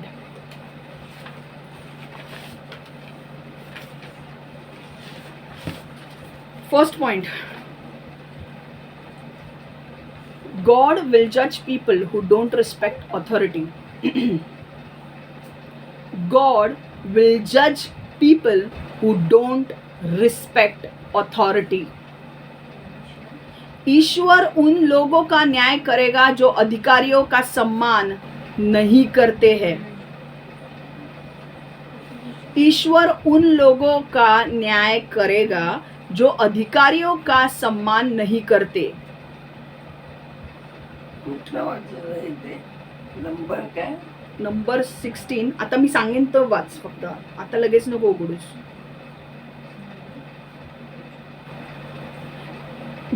जे लोक अधिकारांचा आदर करत नाहीत त्यांचा देव न्याय करील.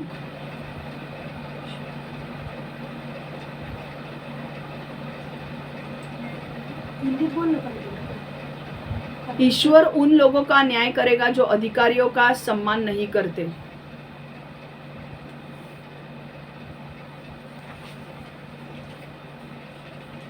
ओके ओके, एक काम कर कीर्ती, 16 1 ते 10 नाही 11 वाच पटकन मराठीमध्ये, ओव्हर येऊन वाच लवकर.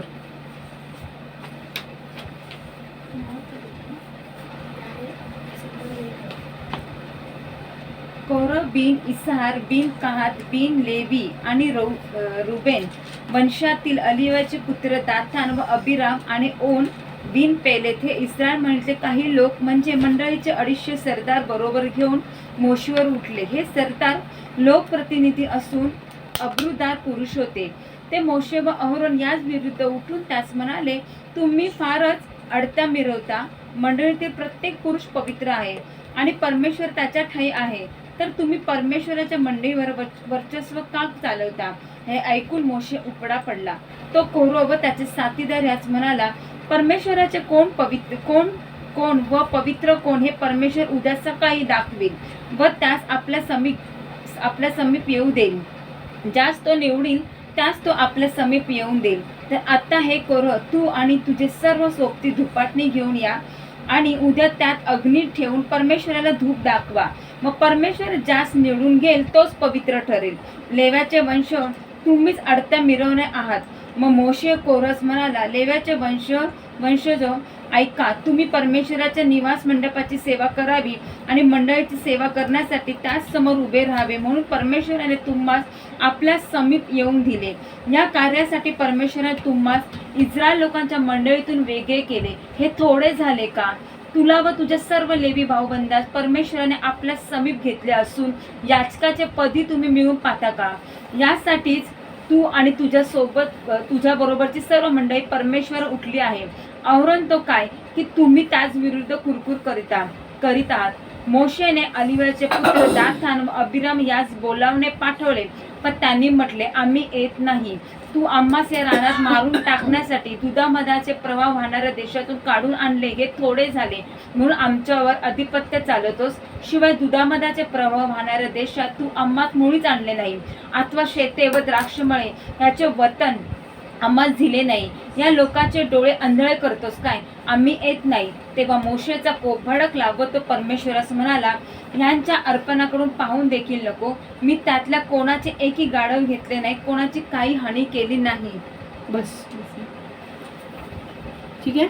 अब समझ में आ रहा है कि कैसे ये हो रहा था. और बाद में ये लोग को क्या बोला, अब इतना बोलने के बाद में परमेश्वर को दूध का दूध पानी का पानी करना था. तो टेस्ट क्या थी कि धूप लेकर आओ और परमेश्वर जिसको अब मार डालेगा, जो परमेश्वर की ओर से नहीं है उसे मरना पड़ेगा, पर जिसको मारेगा वो साधारण मौत नहीं होगी, धरती फटेगी और सीधा सीधा नीचे लेकर जाएगी और धरती बंद होगी. समझ में आ रहा है. अब first point, God will judge people who don't respect authority. God will judge people who don't respect authority. ईश्वर उन लोगों का न्याय करेगा जो अधिकारियों का सम्मान नहीं करते. ईश्वर उन लोगों का न्याय करेगा जो अधिकारियों का सम्मान नहीं करते.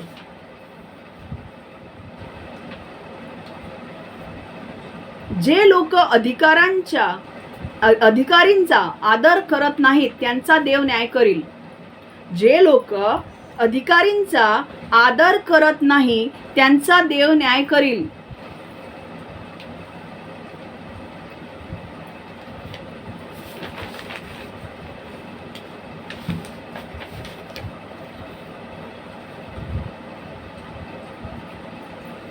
हो गया सब. इधर देखो अभी एक पहली चीज हमेशा ध्यान में रखो कि परमेश्वर हमेशा चाहता है कि परमेश्वर आपके ऊपर अधिकारियों को रखता है. ओके, परमेश्वर अपने लोगों के ऊपर अधिकारियों को रखता है. देखो अभी देशों को गाइड करने के लिए परमेश्वर ने अथॉरिटी बनाई है, गवर्नमेंट को बनाया है. तो गवर्नमेंट किसका है? परमेश्वर का है. अगर प्राइम मिनिस्टर या इन जो पद पे वो लोग हैं, कैबिनेट मिनिस्टर्स में जो लोग हैं, पद पे लोग हैं, वो किसने बनाया है? परमेश्वर ने बनाया है.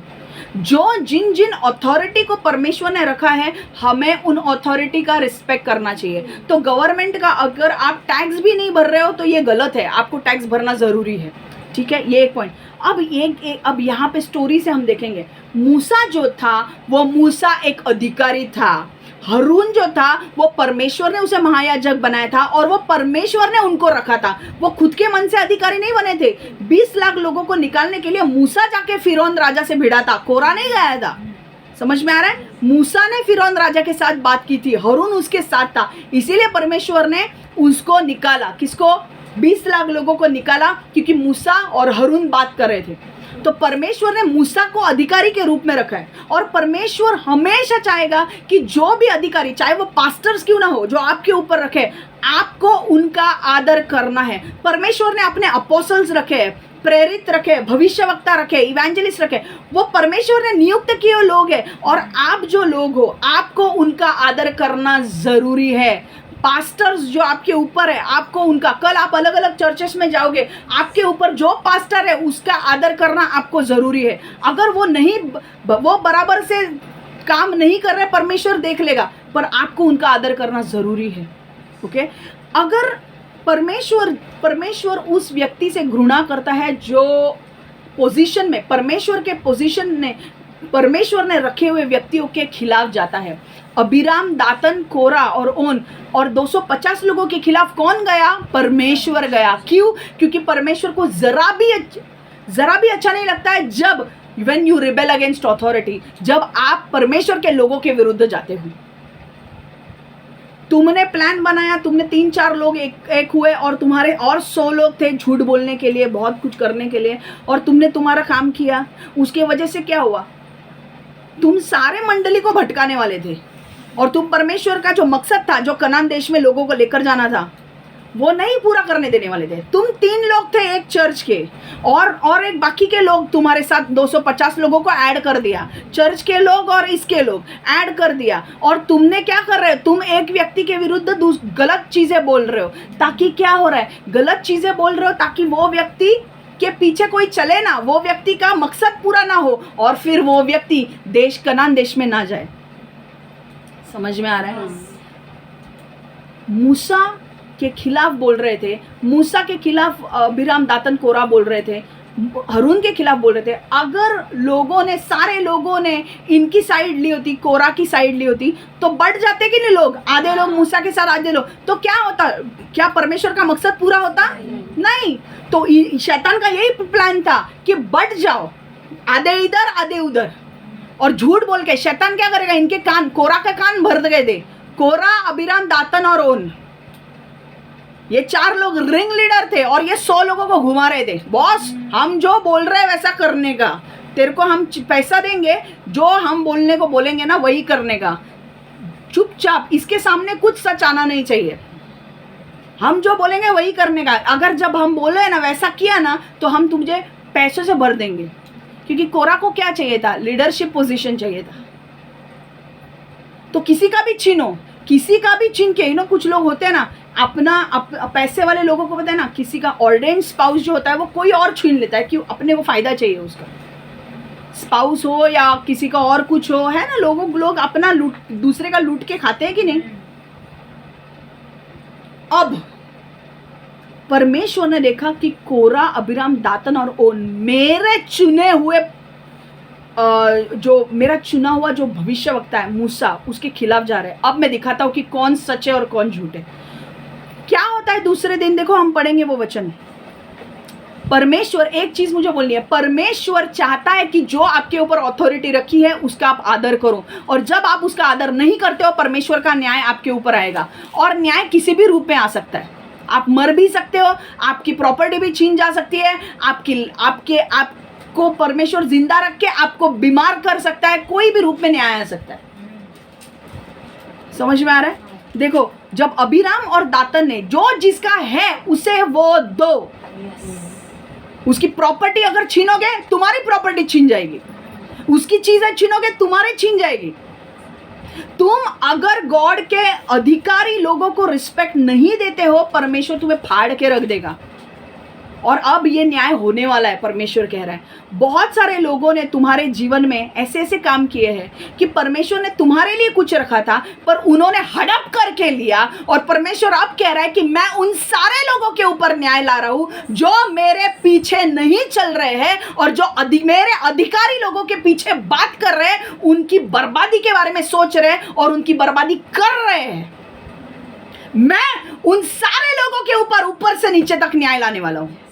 जो बड़े से बड़ा और छोटे से छोटा उस काम में इन्वॉल्व था, जो मेरे अधिकारी के विरुद्ध गया, मैं उनके ऊपर न्याय लाने वाला हूं। तुमको मैंने चुना है, तुम्हारे विरुद्ध लोगों ने पीठ पीछे बात की है, तुम्हें नाश करने की योजना की है, तुम्हारा नाश किया भी है कुछ हद तक। अब मैं सारे उन लोगों के ऊपर न्याय लाने वाला हूं।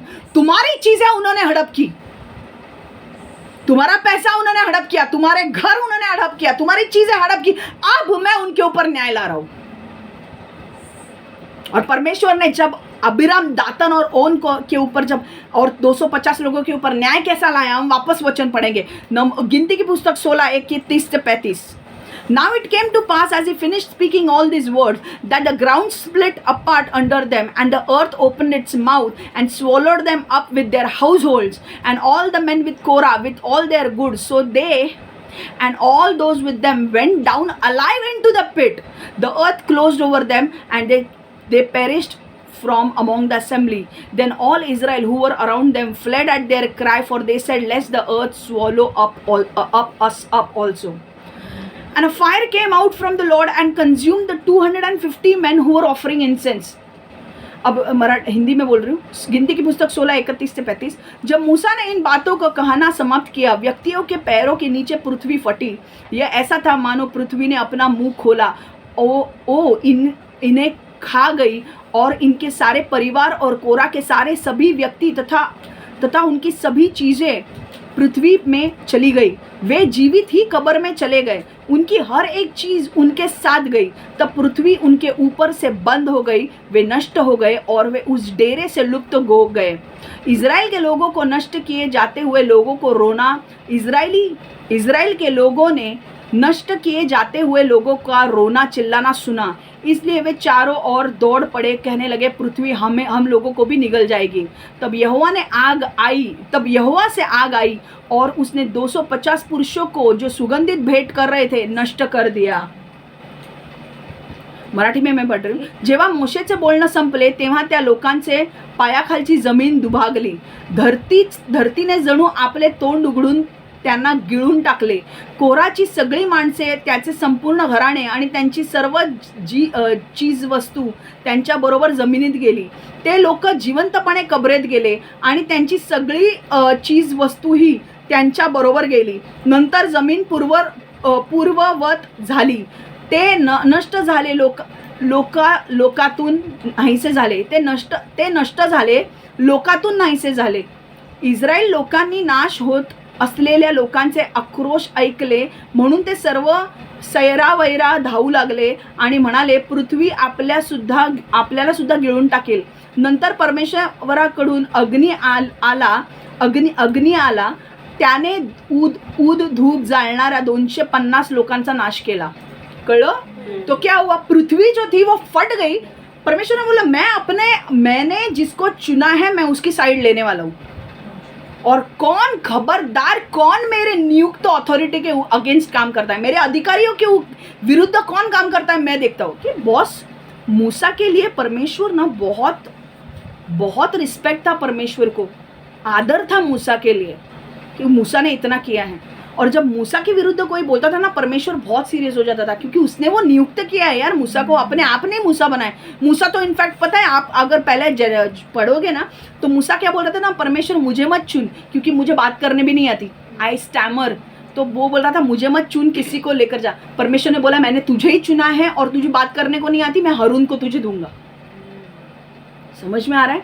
पर बाद में मूसा को, परमेश्वर को पता है यार कौन उसके अपने कौन है और पराये के कौन है, पता है। और परमेश्वर जब भी तुम किसी अथॉरिटी लीडर के खिलाफ जाओगे, जब वो कुछ आपको बोलता है करने के लिए, चाहे वो आपके पास्टर्स हो, प्रेरित हो, अपोस्टल हो, जिसको परमेश्वर ने चुना है, आप अगर वो अथॉरिटी के खिलाफ जाओगे, आपके ऊपर न्याय आएगा। और परमेश्वर अब बोल रहा है कि आपके ऊपर कुछ लोग ऐसे हैं कि आपके जीवन में उन्होंने तबाही मचा के रखी है, अब उन लोगों का न्याय होने वाला है।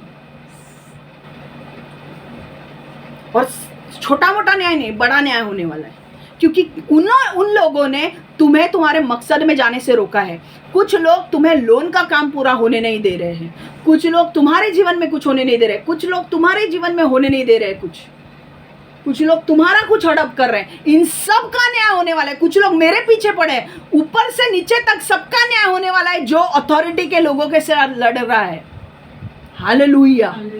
और परमेश्वर ने क्या किया, जब देखा कि यार ये अबीराम, दातन, ओन और कोरा अपने आप को तुम बहुत शाना समझते हो, आओ मिलाप वाले तंबू के पास आओ, सेंसर लेके आओ। 250 लोग सेंसर लेके आए, हारून भी सेंसर लेकर आया, क्या धूप जलाने का। परमेश्वर ने जहाँ पे वो खड़े थे ना, वैसे की वैसी जमीन खोल दी और वैसे के वैसे नीचे कब्र में गए और वो जमीन अपने आप बंद हो गई। समझ में आ रहा है? आपने कभी ऐसे देखा है आपकी जमीन अपने आप फट गई और आप सब नीचे जा रहे हैं? और इजरायली लोग उनका चिल्लाना सुन के वो लोग भागने लगे कि हमारी भी जमीन नीचे की फट जाएगी। परमेश्वर सारे इजरायली लोगों को मार डालना चाहता था, पर मूसा ने कहा गलती कोरा की है ना, सबको क्यों ये दे रहा है परमेश्वर। समझ में आ रहा है? इसलिए डोंट कभी भी परमेश्वर के नियुक्त अगुवे के खिलाफ मत जाओ। जब वो अगवा, जो लीडर तुम्हें बोल रहा है वैसा करो, उसके खिलाफ मत जाओ, क्योंकि जब तुम उसके विरुद्ध जाते हो तुम परमेश्वर के विरुद्ध जा रहे हो। अबीराम और दातन को क्यों परमेश्वर ने फटकाया?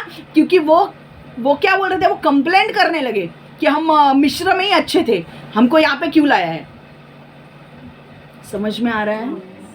परमेश्वर टॉलरेट नहीं करेगा अगर आप परमेश्वर के लीडर्स के अगेंस्ट जाते हो। तो आपको जितना लीडर्स के अंदर रहोगे, जो वो बोलते हैं वो करोगे, उसमें आपको भलाई है। अगर आप उन लीडर्स के अगेंस्ट जाते हो, परमेश्वर आपको फटकाएगा। आज परमेश्वर बोल रहा है कि कुछ लोग हैं जिन्होंने आपके जीवन में इतनी तबाही मचाई है बहुत सालों से, ऊपर से लेके नीचे तक सबका न्याय होने वाला है अब। क्योंकि मैंने जो चुने हुए, मेरा चुना हुआ जो अधिकारी है ना, उसको तुमने गलत तरीके से छुआ है, उसे फटकाया है, उसे मारा है, उसके विरुद्ध बोला है, और अब परमेश्वर उनका न्याय करने वाला है। तिला बाहेरच बसव आता, तिला आता इकडे आणू नको, कारण महत्वाचं काम चालू आहे। दोन गोष्टी धावते, फॅन आणि हे बाहेर बस, राहू दे चल। अब और एक वचन हम पढ़ेंगे, उससे और क्लैरिटी आ जाएगी। मुझे परमेश्वर ने बोला कि ये लेना ही है। मैं एक्चुअली बंद करने वाली थी, पर परमेश्वर ने बोला नहीं, लेना ही है ये। आपको मजा आ रहा है या? हाँ, मजा आ रहा है, गुड, सीख रहे हो कुछ। ओके, और एक हम देखने वाले हैं स्टोरी, जहाँ पे परमेश्वर अपने अधिकारी के विरुद्ध जब लोग बात करते हैं तो क्या करता है देखेंगे। गिनती की पुस्तक 12, 1 से 16 हम पढ़ेंगे। गिनती की पुस्तक 12, 1 से 16। Descension of Aaron and Miriam. Then अब ये वाली तो कहानी हो गई। अब मैं दूसरा कहानी दे रही हूँ आपको, जहाँ पे भी आपको समझेगा कि जब कोई व्यक्ति परमेश्वर के अधिकारी व्यक्ति के खिलाफ बात कर रहा है, जिसको परमेश्वर ने चुना है, उसके खिलाफ जाता है, तो वो उसके साथ नहीं लड़ रहा है, वो परमेश्वर के साथ लड़ रहा है और न्याय आएगा। पहला न्याय कैसा देखा ना, अबीराम, दातन, ओर को ऐसा का ऐसा कब्र में डाला और 250 लोगों के ऊपर स्वर्ग से आग आई और उनको मार डाला। अब हम दूसरी कहानी देख रहे हैं। सो numbers 12:1-16. Then Miriam and Aaron spoke against Moses because of the Ethiopian woman whom he had married, for he had married an Ethiopian woman. So they said, has the Lord indeed spoken only through Moses? Has he not spoken through us also? And the Lord heard it. Now the man Moses was very humble, more than all men who were on the face of the earth. Suddenly the Lord said to Moses, Aaron and Miriam, come out, you three, to the tabernacle of meeting. So the three came out. Then the Lord came down in the pillar of cloud and stood in the door of the tabernacle and called Aaron and Miriam. माझा mobile दे. ए आत बोलो तिला, ती वचन चालू आहे, आत बोलो. आत जा, सांगितलं ना बाहेर. आत जा, आत जा, इकडे बस.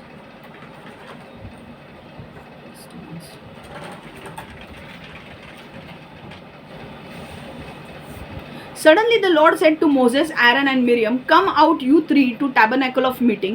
So the three came out. Then the Lord came down in the pillar of cloud and stood in the door of the tabernacle and called Aaron and Miriam, and they both went forward. Then he said, hear now my words. If there is a prophet among you, I the Lord make myself known to him in a vision. I speak to him in a dream. Not so with my servant Moses. He is faithful in all my house. I speak with him face to face, even plainly and not in dark, saying, he sees the form of the Lord. He sees the form of the Lord. Why then were you not afraid to speak against my servant Moses? So the anger of the Lord was aroused against them, and he departed. And when the cloud departed from above the tabernacle, suddenly Miriam became leprous, as white as snow. Then Aaron turned toward Miriam, and there she was, a leper. So Aaron said to Moses, Oh my Lord, please do not lay this sin on us, in which we have done foolishly, and in which we have sinned. Please do not let her be as one dead, whose flesh is half consumed when he comes out of his mother's tomb. So Moses cried out to the Lord, saying, Please heal her, O God, I pray. The Lord said to Moses, If her father had but spit in her face, would she not be ashamed 7 days? Let her be shut out of the camp 7 days, and afterwards she may be received again. So Miriam was shut out of the camp 7 days, and the people did not journey till Miriam was brought in again. And afterward the people moved from Hazeroth and camped in the wilderness of Paran. Hindi में मैं पढ़ रही हूँ और बाद में मराठी में. तू मराठी मध्ये वाचते पर्यंत कीर्ती.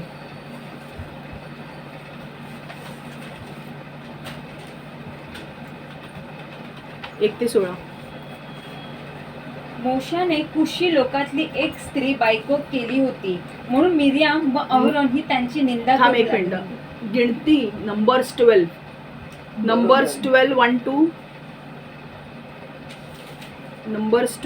1-16. आता वाच. मोशाने ती मराठीमध्ये वाचते, तू वाच. मोशाने कुशी लोकातली एक स्त्री बायको केली होती, म्हणून मिरियाम व अहरोन ही त्याची निंदा करू लागली. ती म्हणाली, परमेश्वर केवळ मोशाशीच बोलला आहे का, आम्हाशी नाही का बोलला? हे त्याचे बोलणे परमेश्वरने ऐकले. मोशे हा पुरुष तर भूतलावरील सर्व मनुष्य नम्र होता. परमेश्वराने मोशे व अहरोन व मिरियाम यास एकाकी सांगितले की तुम्ही तिघे दर्शन मंडपाकडे या. तेव्हा ते तिघे तिकडे गेले. परमेश्वर मेघस्तंभ उतरून तंबूच्या दाराशी उभा राहिला व त्याने अहरोन व मिरियाम यास बोलावले. तेव्हा ती पुढे गेली. परमेश्वर त्यास म्हणाला, माझे शब्द ऐका. तुमच्यामध्ये कोणी संदेष्ट असल्यास मी त्यास दृष्टांत प्रगट होतो आणि स्वप्नात मी त्यांची भाषण करतो. पण माझा सेवक मोशे तसा नाही. माझा सर्व घराणा तो विश्वासू आहे.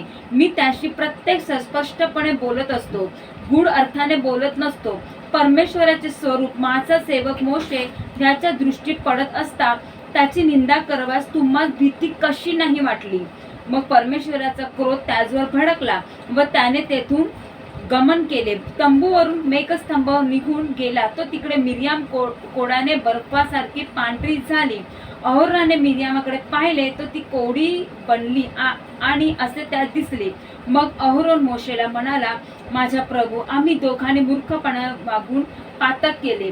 त्याचा दोष आम्हावर ठेवू नको. शरीर अर्ध गलित झाले आहे. असा कोणी मनुष्य आईच्या पोटातून निघतो त्याप्रमाणे ही मिरियाम मृत व्रत राहून देऊ नको. तेव्हा मोशेने परमेश्वरात धावा केला की हे देवा, दया करून हिला बरे कर. परमेश्वर मोशेला म्हणाला, तिचा बाप तिच्या तोंडावर केवळ थुकला असता तर तिला निदान 7 दिवस लाज वाटली नसती का? म्हणून 7 दिवस तिला छावणी बाहेर कोंडून ठेव, नंतर तिला छावणीत येऊ दे. त्याप्रमाणे मिरियाम हिला 7 दिवस छावणी बाहेर कोंडून ठेवले. मिरियाम पुन्हा छावणीत येईपर्यंत लोकांनी आपला तळ हलवला नाही. यानंतर हेसेरोत येथून कूच करून त्यांनी पारा नावाच्या रानात डेरे दिले. गिनती 12:1-16। मरियम और हारून मूसा के विरुद्ध बात करने लगे। उन्होंने उसकी आलोचना की क्योंकि उसकी पत्नी खुशी थी। उन्होंने सोचा कि यह अच्छा नहीं है कि मूसा ने खुशी लोगों में से एक के साथ विवाह किया। उन्होंने आपस में कहा, यहोवा ने लोगों से बात करने के लिए मूसा का उपयोग किया है, किंतु मूसा ही एकमात्र नहीं है। यहोवा ने हम लोगों के द्वारा भी कहा है। यहोवा ने सुना। मूसा बहुत विनम्र व्यक्ति था। वह न डींग हाँकता था, न शेखी भगारता था। वह धरती पर के किसी व्यक्ति से अधिक विनम्र था। इसलिए यहोवा अचानक आया और मूसा, हारून और मरियम से बोला, यहोवा ने कहा, तुम तीनों को अब मिलाप वाले तंबू में आना चाहिए। इसलिए मूसा, हारून और मरियम तंबू में गए। तब यहोवा बादल में उतरा। यहोवा तंबू के द्वार पर खड़ा हुआ। यहोवा ने हारून और मरियम को अपने पास आने के लिए कहा। जब दोनों उसके समीप आए तो यहोवा ने कहा, मेरी बात सुनो। जब मैं तुम लोगों में नबी भेजूंगा, तब मैं अर्थात यहोवा अपने आप को उसके दर्शन में दिखाऊंगा और मैं उसके सपने से बात करूंगा।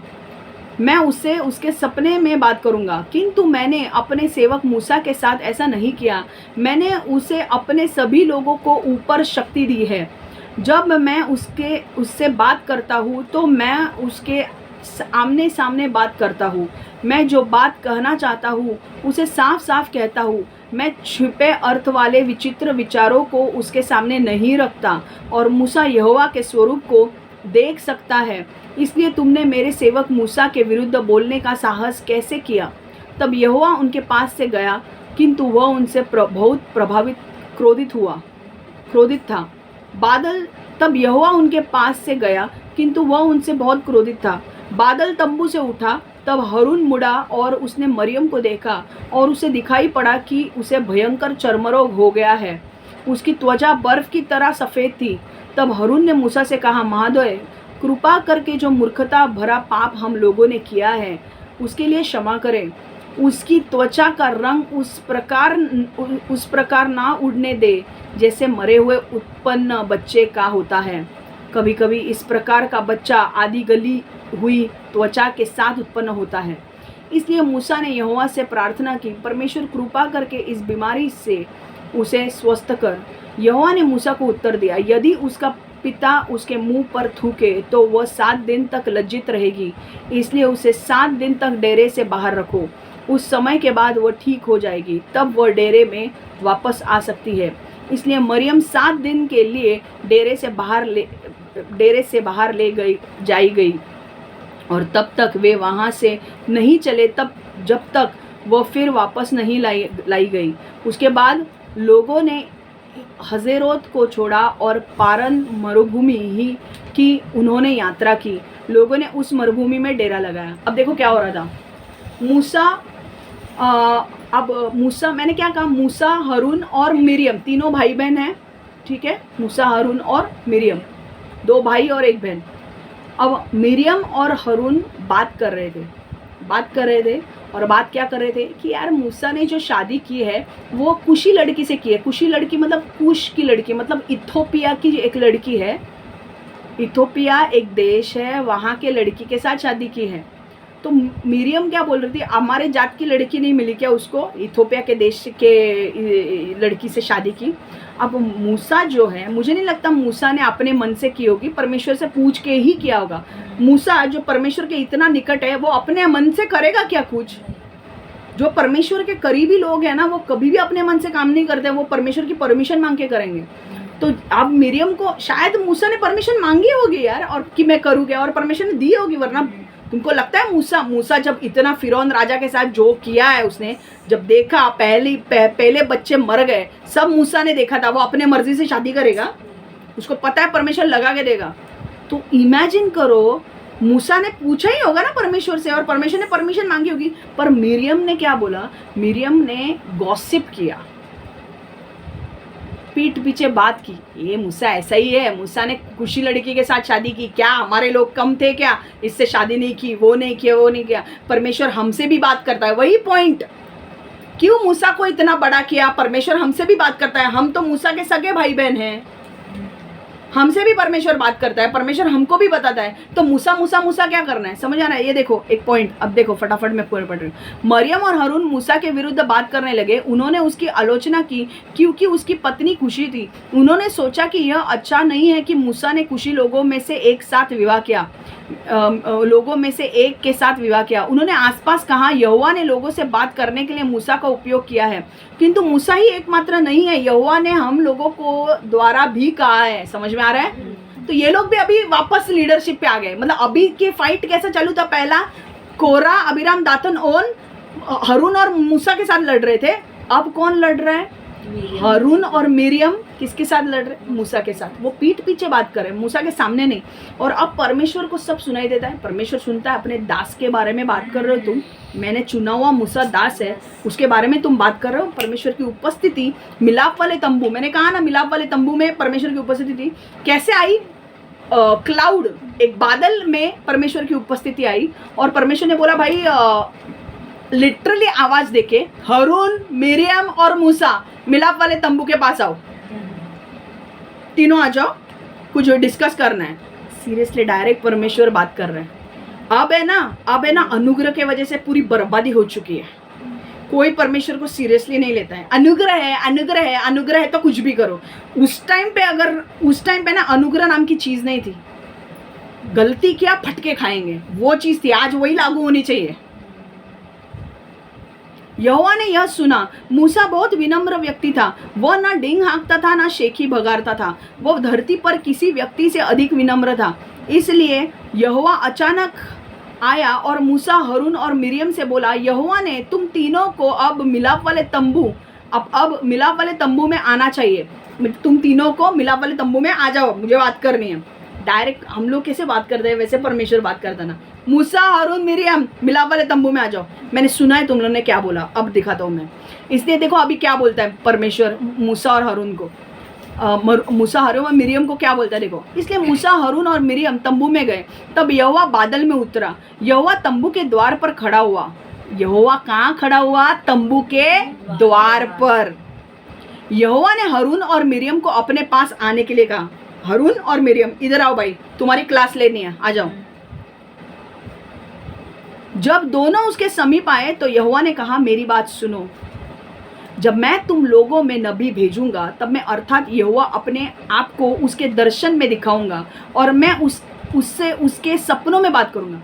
परमेश्वर कहते हैं कि जब मैं कोई नबी को भेजता हूँ ना तुम्हारे बीच में, बहुत प्रॉफिट्स को भेजता था ना, इजरायली लोग पाप करते थे और नबी को भेजता था परमेश्वर और उनको बुला के लाता था। तो वो बोलता था कि जब मैं तुम्हारे बीच में नबी को भेजता हूँ ना, प्रॉफिट को, तब वो मैं उससे कैसे बात करता हूँ? मैं दर्शन देता हूँ उसको दर्शन में बात करता हूँ। वो आँख खोल के दर्शन देखता है, या तो फिर मैं उसके सपनों में बात करता हूँ। मैं डायरेक्ट उसके सामने आके बात नहीं करता हूँ, ठीक है। अब देखो, किंतु मैंने अपने सेवक मूसा के साथ ऐसा नहीं किया। मैंने उसे अपने सभी लोगों के ऊपर शक्ति दी है। वो बोलता है, बॉस तुम्हारे बीच में जब नबी होते हैं ना, तो मैं उनसे सपनों में बात करता हूँ या दर्शन के द्वारा बात करता हूँ। मूसा की लेवल क्या है मैं बताता हूँ। मैं उसके साथ आमने सामने बात करता हूँ। तुम्हारा बड़ा बॉस जो है एकदम टॉप लेवल सीईओ का, अभी एक सीईओ है, सीईओ कभी डायरेक्टली एम्प्लॉय के साथ, छोटे वाले एम्प्लॉय के साथ बात करेगा क्या? नहीं। वो क्या करेगा? वो उसके नीचे वाले जो लोग हैं उसको बोलेगा तू इससे बात कर। नीचे वाला मैनेजर होगा, मैनेजर जाके इसके पीएल प्रोजेक्ट लीडर को बोलेगा, ये प्रोजेक्ट लीडर इसके साथ बात कर, इसका इश्यू सॉर्ट आउट कर। डायरेक्ट सीईओ बात करेगा क्या? पर एक कोई एम्प्लॉय अगर इतना जबरदस्त है कि उसका काम इतना सही है कि डायरेक्ट सीईओ उसको बोलता है, कि सीईओ उसको बोलता है बॉस इनके बीच में तुझे आने की जरूरत नहीं है, सीधा मेरे कैबिन में आके रिपोर्ट कर, तो सीईओ उस एम्प्लॉय के साथ डायरेक्ट बात करता है, मतलब उसकी लेवल क्या हुई? समझ में आ रहा है क्या? रहेजाचा बॉसने तुम्हाला डायरेक्ट बोलवलं, मला डायरेक्ट संध्याताईशी बोलायचं आहे, तुमच्या वरच्या बॉसशी नाही, डायरेक्ट संध्याताई आणि मी बोलणं कसं वाटेल? तुझ्या शाळेतला कोणतरी ट्रस्टी, डायरेक्ट वरचा ट्रस्टी तुला बोलून बोलतंय, कसं वाटेल? कसं वाटेल? काहीतरी आहे ना आपल्यामध्ये. सोनी बोलवतोय आणि बोलतोय. सोनी सोड, सोनीला काय एवढा अर्थ नाही आहे, सोनीला काय अर्थ नाही, सोनीला मी झापणार आहे, लिहून घेतोय. सोनीची लायकी नहीं. अगर मेरी सीईओ, एनएससी का सीईओ मुझे बुला के डायरेक्टली बात करता है, इसका मतलब मेरे में कुछ है कि नहीं? यीशु डायरेक्टली बुला के डायरेक्ट तुमसे बात कर रहा है, कुछ है कि नहीं तुम्हारी औकात? वैसे होता था मूसा के साथ, डायरेक्ट गॉड बात करता था, बीच में मेरे को कोई नहीं चाहिए, डायरेक्ट मूसा और मैं आमने सामने बात करते थे वो लोग. इतनी लेवल थी मूसा की, और इसलिए परमेश्वर उससे प्रेम करता था कि बॉस मूसा के अगेंस्ट तुम कैसे बात कर सकते हो? देखो अब यहोवा ने कहा, मेरी बात सुनो, जब मैं तुम लोगों में नबी भेजूंगा तब मैं अर्थात यहोवा अपने आप को उसके दर्शन में दिखाऊंगा और मैं उससे उसके सपने में बात करूंगा. किंतु मैंने अपने सेवक मूसा के साथ ऐसा नहीं किया. मैंने उसे अपने सभी लोगों के ऊपर शक्ति दी है. जब मैं उससे बात करता हूँ तो मैं उसके आमने सामने बात करता हूँ. मैं जो बात कहना चाहता हूँ मैं उसे साफ साफ कहता हूँ. मतलब मुझे जो बोलना है मैं मूसा को साफ साफ कहता हूँ. मैं पहेलियाँ नहीं बुझाता हूँ कि भाई पैराबल्स में नहीं बात करता हूँ कि मूसा तू ना, अभी मैं पैराबल बोल रहा हूँ, तू दृष्टांत बोल रहा हूँ, तू इसका अर्थ समझ. दृष्टांत मतलब ऐसी चीज, स्टोरी बना के उसका मीनिंग हमें फाइंड आउट करना होता है. तो परमेश्वर पहले नहीं बुझा रहा था, जो बोलना है डायरेक्ट बोलना है. इसका मतलब समझ में आ रहा है? लेवल क्या थी मूसा की? मूसा को जब 40 दिन तक मूसा को ऊपर बुलाया, परमेश्वर का बादल आया, मूसा को बोला ऊपर आ. मूसा ऊपर गया परमेश्वर के बादल के अंदर, और परमेश्वर ने उसे 10 नियम दिए. कोई कुत्ता नहीं आ सकता था. आपको पता है परमेश्वर की उपस्थिति बाइबल में लिखा है, ऐसा नहीं मैं बोल रहा हूँ, आप पढ़ो, बाइबल में लिखा है कि परमेश्वर की उपस्थिति जब पर्वतों के ऊपर आती थी ना, बादलों में, तो पर्वत हिलते थे. और जब परमेश्वर बोलता था कि मूसा को बोलता था कि किसी को भी मेरे पर्वत के आजू बाजू में, लोगों को भी आजू बाजू में मत भेज क्योंकि वो मर जाएंगे, मेरे पर्वत को छुआ भी तो भी मर जाएंगे, क्योंकि ऊपर कौन है? परमेश्वर की उपस्थिति है. और कुत्ता बिल्ली, मतलब जो पशु होते थे ना, एनिमल, जानवर, कोई भी जानवर भी पर्वत के आजू बाजू में आना नहीं चाहिए क्योंकि वो भी मर जाएगा. इसलिए बैरिकेड करके रखते थे. जब माउंट होरेब पे परमेश्वर की उपस्थिति आई तो माउंट होरेब हिलता था लिटरली, परमेश्वर की उपस्थिति आने देना.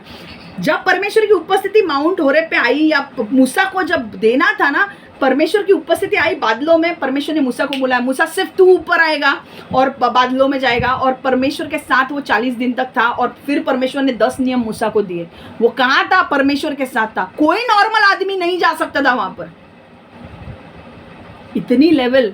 डायरेक्ट सीईओ तुम्हें अपने केबिन में बुला रहा है, मतलब समझ लो ना यार, इस सीईओ बहुत छोटी चीज है. हम यहाँ पे परमेश्वर के, पर मैं एग्जाम्पल देने के लिए बात कर रही हूँ. समझ में आ रहा है?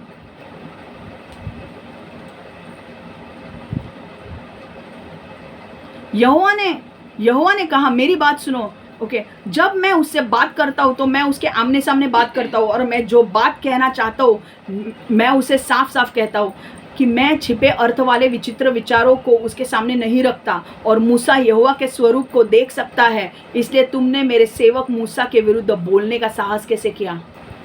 परमेश्वर, जब तुम तुम्हारे अगुआ के पीठ पीछे कुछ बात करते हो, जब तुम लीडरशिप के पीठ पीछे बात करते हो, परमेश्वर सुनता है.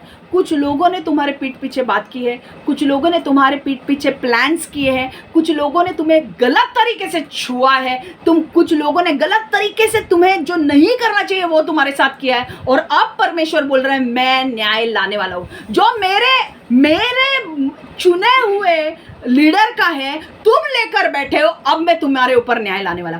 तुमने मेरे लीडर के खिलाफ बात की, तुमने मेरे लीडर के खिलाफ झूठी गवाही दी, तुमने मेरे लीडर के खिलाफ लोगों को खड़ा किया झूठी गवाही देने के लिए। तुमने मेरे लीडर के खिलाफ उसका जो था वो छीना, अब मैं तुम्हारे ऊपर न्याय लाने वाला हूं। समझ में आ रहा है?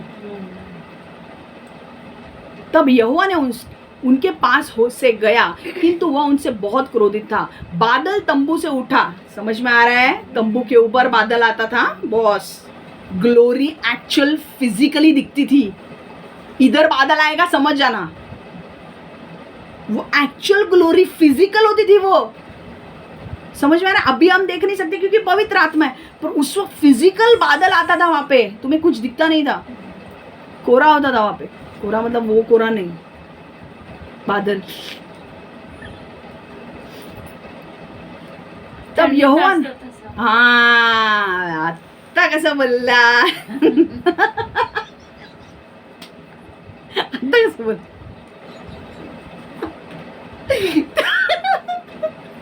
तब यहोवा ने उनके पास से गया, किंतु वो उनसे बहुत क्रोधित था। कमी केला है, 28 वर्ष है। बादल तंबू से उठा, तब हरून मुड़ा और उसने 28 वर केलंय। 5 मिनिटाचं काम आहे, मी बंद करते आता वचन। बादल तंबू से उठा आणि हे घे आणि घाल।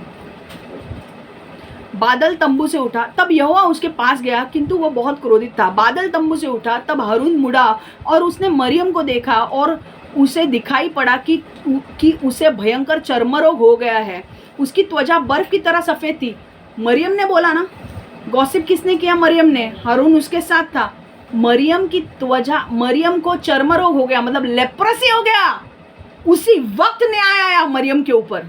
मैं बोल रही हूँ, रिस्पेक्ट अथॉरिटी। जो तुम्हारे ऊपर परमेश्वर ने रखे हैं उनके आदर करना सीखो। जब वो कुछ बोलते हैं उनके खिलाफ मत जाओ, तुम्हारे ऊपर न्याय आएगा। मरियम के ऊपर न्याय आया और उसी वक्त मरियम को लेप्रेसी हो गया। तब हारून ने मूसा से कहा, महोदय कृपा करके जो मूर्खता भरा पाप हम लोगों ने किया है उसके लिए क्षमा करें। उसकी त्वचा का रंग उस प्रकार न उड़ने दे जैसे मरे हुए उत्पन्न बच्चे का होता है। कौन बोल रहा है? हारून बोल रहा है, मूसा को बोल रहा है माफ कर, माफ कर। अब परमेश्वर देखो क्या बोलता है। इसलिए मूसा ने यहोवा से प्रार्थना की, परमेश्वर कृपा करके इस बीमारी को उसे स्वस्थ कर। परमेश्वर मेरी बहन है, माफ कर उसे। यहोवा ने मूसा को क्या उत्तर दिया देखो, यदि उसका पिता उसके मुंह पर थूके तो वह 7 दिन तक लज्जित रहेगी, इसलिए उसे 7 दिन तक डेरे से बाहर रखो। उस समय के बाद वह ठीक हो जाएगी, तब वह डेरे में वापस आ सकती है। मतलब अगर तूने ऐसा वैसा कुछ काम किया और तेरा पिता ने अगर तेरे ऊपर थूका, मतलब ये बहुत बड़ी बात थी उस वक्त। अगर पिता अपने बच्चों के ऊपर थूकता है, इसका मतलब तुमने बहुत गंदा काम किया और तुम्हें डेरे के बाहर निकाला जाएगा। समझ में आ रहा है? तो परमेश्वर बोल रहा था कि तूने ऐसा कुछ काम किया है, अगर तेरे पिता ने तेरे ऊपर थूका होता तो तू डेरे के बाहर रहती ना। ऐसा समझ कि मैंने तेरे ऊपर थूका है, तुझे डेरे के बाहर रहना पड़ेगा। समझ में आ रहा है? वो डेरे के बाहर 7 दिन तक रही और तब तक बादल आगे नहीं गया। तब तक वो लोग वही तंबू गाड़ के बैठे रहे। वो जब वापस आई 7 दिन के बाद, तब वो लोग तंबू उठा के आगे चलने गए कनान देश के और धीरे धीरे बढ़ने लगे। समझ में आ रहा है? और उनको गाइड करने के लिए कौन होता था? बादल होता था वहाँ पे। बादल उनको गाइड करता था। दिन में बादल होता था ताकि उनको धूप मिले, और रात को उनके साथ अग्नि का स्तंभ होता था। वो आगे आगे आगे चलते जाता था। वो उसको देख के वो लोग चलते थे। समझ में आ रहा है? ये स्टोरी हम कभी लेंगे। ऐसे चलते थे वो, ऐसा गाइड होता था उनको कि इधर जाना है उधर जाना। उनको क्या, उस अपने आप पे जीपीएस वीपीएस था उस टाइम पे, थोड़ी जीपीएस है। उनको कैसे पता चलेगा कहाँ से कहाँ आएगा? पर बादल, परमेश्वर ने बोला मेरे बच्चों को मैंने बाहर निकाला ना, मैं बादल को आगे भेजूंगा। अपने आप वो बादल आगे जाता था। और बादल में क्या होता था? परमेश्वर की उपस्थिति। रात को देखो, सुबह आग बादल था, क्यों? क्योंकि धूप होती थी ना, बादल की वजह से ढकती थी, लोगों को ठंडा लगना चाहिए इसलिए।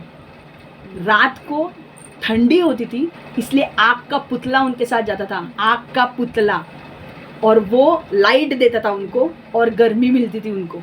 वो कितनी केयर करता था देखो इजरायली लोगों की, कि 40 साल से निकाला है। और आपको पता है उनके कपड़े छोटे नहीं हुए। 40 साल में बच्चे बड़े हो जाते हैं कि नहीं, और उनके कपड़े अपने आप बड़े हो जाते थे। शूज़, अपन को नए शूज़ लेने पड़ते कि नहीं हर साल? पैर एक होने के बाद नहीं, पर छोटे बच्चों को तो नए लेने पड़ते ना। उनके टाइम पे जो बच्चे जन्मे थे 40 साल तक, उनके शूज़ अपने आप बड़े होते थे, कपड़े अपने आप फिट होते थे उनको, कुछ कपड़े चेंज करने की ज़रूरत नहीं, कुछ शूज़ चेंज करने की ज़रूरत नहीं। परमेश्वर अपने आप देखता था। कैसा? परमेश्वर का अभिषेक जाता था कि मेरे बच्चे हैं, मैं उनका ख्याल रखूँगा। तुम्हारे बच्चे होंगे तो तुम कैसा ख्याल रखते हो, वैसे बच्चों को ख्याल रखता था परमेश्वर। मेरा बच्चा है यार, वो मैं ख्याल रखूँगा उसका। समझ में आ रहा है? अब इसलिए मरियम 7 दिन तक के लिए डेरे से बाहर ले जाई गई और तब तक वे वहाँ से नहीं चले, जब तक वो फिर वापस नहीं लाई गई। उसके बाद लोगों ने हज़ेरोत को छोड़ा और परान मरुभूमि को उन्होंने यात्रा की। लोगों ने उस मरुभूमि में डेरा लगाए। फिर मरियम आने के बाद वो लोग ने चले गए। अब यहाँ पे पॉइंट क्या बोलना है, देखो कि अगर तुम अथॉरिटी को रिस्पेक्ट नहीं करोगे, तुम्हारे ऊपर जो परमेश्वर ने लोगों को रखा है, तुम्हारा पास्टर है, जो भी अथॉरिटी में लोगों को रखा है, अगर तुम उनका आदर नहीं करते हो, अगर तुम उनके पीठ पीछे बात करते हो, अगर तुम उनके पीठ पीछे प्लान करते हो, अगर तुम गलत तरीके से उसे छूते हो, गलत तरीके से उसके खिलाफ काम करते हो, तो परमेश्वर न्याय लाने वाला है। और आज नहीं तो कल, इतने साल तक तो न्याय नहीं लाया क्योंकि भाई तुम्हारा टाइम नहीं आया था, बट परमेश्वर का जब समय आता है ना तो बराबर वो न्याय लाएगा। समझ में आ रहा है ना? अब वो समय आ चुका है और तुम्हारा न्याय होने वाला है। बहुत सारे लोग जो है जिन्होंने तुम्हारे खिलाफ काम किए, उनका न्याय अब होने वाला है। और परमेश्वर कह रहा है कि क्योंकि तुमने मेरे अथॉरिटी को रिस्पेक्ट नहीं किया, क्योंकि मेरे रखे हुए अभिषक्त का आदर नहीं किया, तुमने उसे गलत तरीके से छुआ है, तुमने गलत तरीके से उसके साथ काम किया है, अब वो न्याय आएगा तुम्हारे ऊपर। आपको पता है, एक गवाही मैं देना चाहती हूँ, 5 मिनट लगेंगे। कल मैं एक घर में गई थी, मुझे कॉल आया था और उनको मैं जानती हूँ, मैं उनके लिए प्रेयर वेयर करती थी। मैं उनके घर पे गई, मुझे पता चला कि उनकी जो वो फैमिली जो है, सचिन करके वो लड़का है, उसकी जो वाइफ थी वो गुजर गई और उसकी जो मम्मी है सचिन की, वो मुझे जानती है। तो उन्होंने मुझे बुलाया था। तो जब मैं गई, मैंने उनसे बात की कि हुआ क्या था। तो उन्होंने बताया कि वो जो लड़की थी ना, वो सचिन की जो मम्मी थी वो यीशु में है, बाकी ये लोग यीशु में नहीं है। तो ये जो औरत थी, इसके सुनना थी, मुझे हमारा हिंदी में गया बहू, हाँ। तो वो बहू ना, वो बहुत नाटक कर रही थी, इतना नाटक कर रही थी कि वो अपने सास को खाने पीने के लिए भी नहीं दे रही थी। मतलब 1 साल तक सचिन जो था उसका दुबई के लिए हमने प्रेयर किया था कि पासपोर्ट का काम होने दो, और पासपोर्ट का काम हुआ, वो दुबई चला गया। जैसे वो चला गया, वो पैसा भेजने लगा, इसको पैसे मिलते थे, पर ये सारी चीज़ें अपने सास से पैसे मांगती थी। 100 रुपये दे, 150 रुपये दे, ये तो हो गया, ठीक है। सुबह उठ के उसको चाय पीने के लिए अलाउ नहीं करती थी। चाय पीना नहीं है, खाना भी नहीं बनाना है। 1 साल तक ये चला, प्रेयर भी नहीं करना है। 1 साल तक खाना नहीं बनाना है, प्रेयर नहीं करना है, चाय भी नहीं बनाने दिया। वो पता है, वो औरत सुबह 5:30 बजे काम के लिए निकलती थी, 5:30-6 बजे। वो जहाँ पे भांडी घासने के लिए वो जाती थी ना, वहाँ पे चाय पीती थी वो, और वही लोग उसे खाने के लिए देते थे। दोपहर का खाना उसका वहाँ हो जाता था। एक्चुअली ज़रूरी नहीं था ना, अपने घर में खा सकती है, उसका लड़का बेचता था पैसा।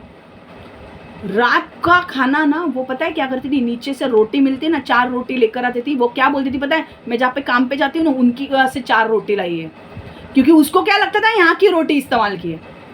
तो वो उसने वो बोलती थी कि नहीं ये तो हमें नीचे से मिला है वो रोटी, और भाजी वाजी लेकर आती थी ना। बाद में वो भाजी वाजी लेकर नीचे से पैक करके लाती थी, खाती थी। और बाद में उसके लड़की को पता चला, तो लड़की ने बोला, मम्मी आप ऐसा मत करो, आपको खाने को भी नहीं मिल रहा है, आप शाम का खाना मेरे घर पे आके खाओ। तो शाम, हाँ नहीं दूसरीकडे नहीं थी। तो शाम का खाना वो अपने लड़की के पास जाके खाती थी। लड़का कमा रहा है, दुबई से पैसे भेज रहा है, 1 रुपया हाथ में नहीं इसके, और खाने पीने को भी नहीं। ऐसा 1 साल तक चलता रहा। और ये उसकी बहू है ना, उसके इसमें इतना घमंड था पूछो नहीं। पता है, परमेश्वर का न्याय उस बहू पे आया।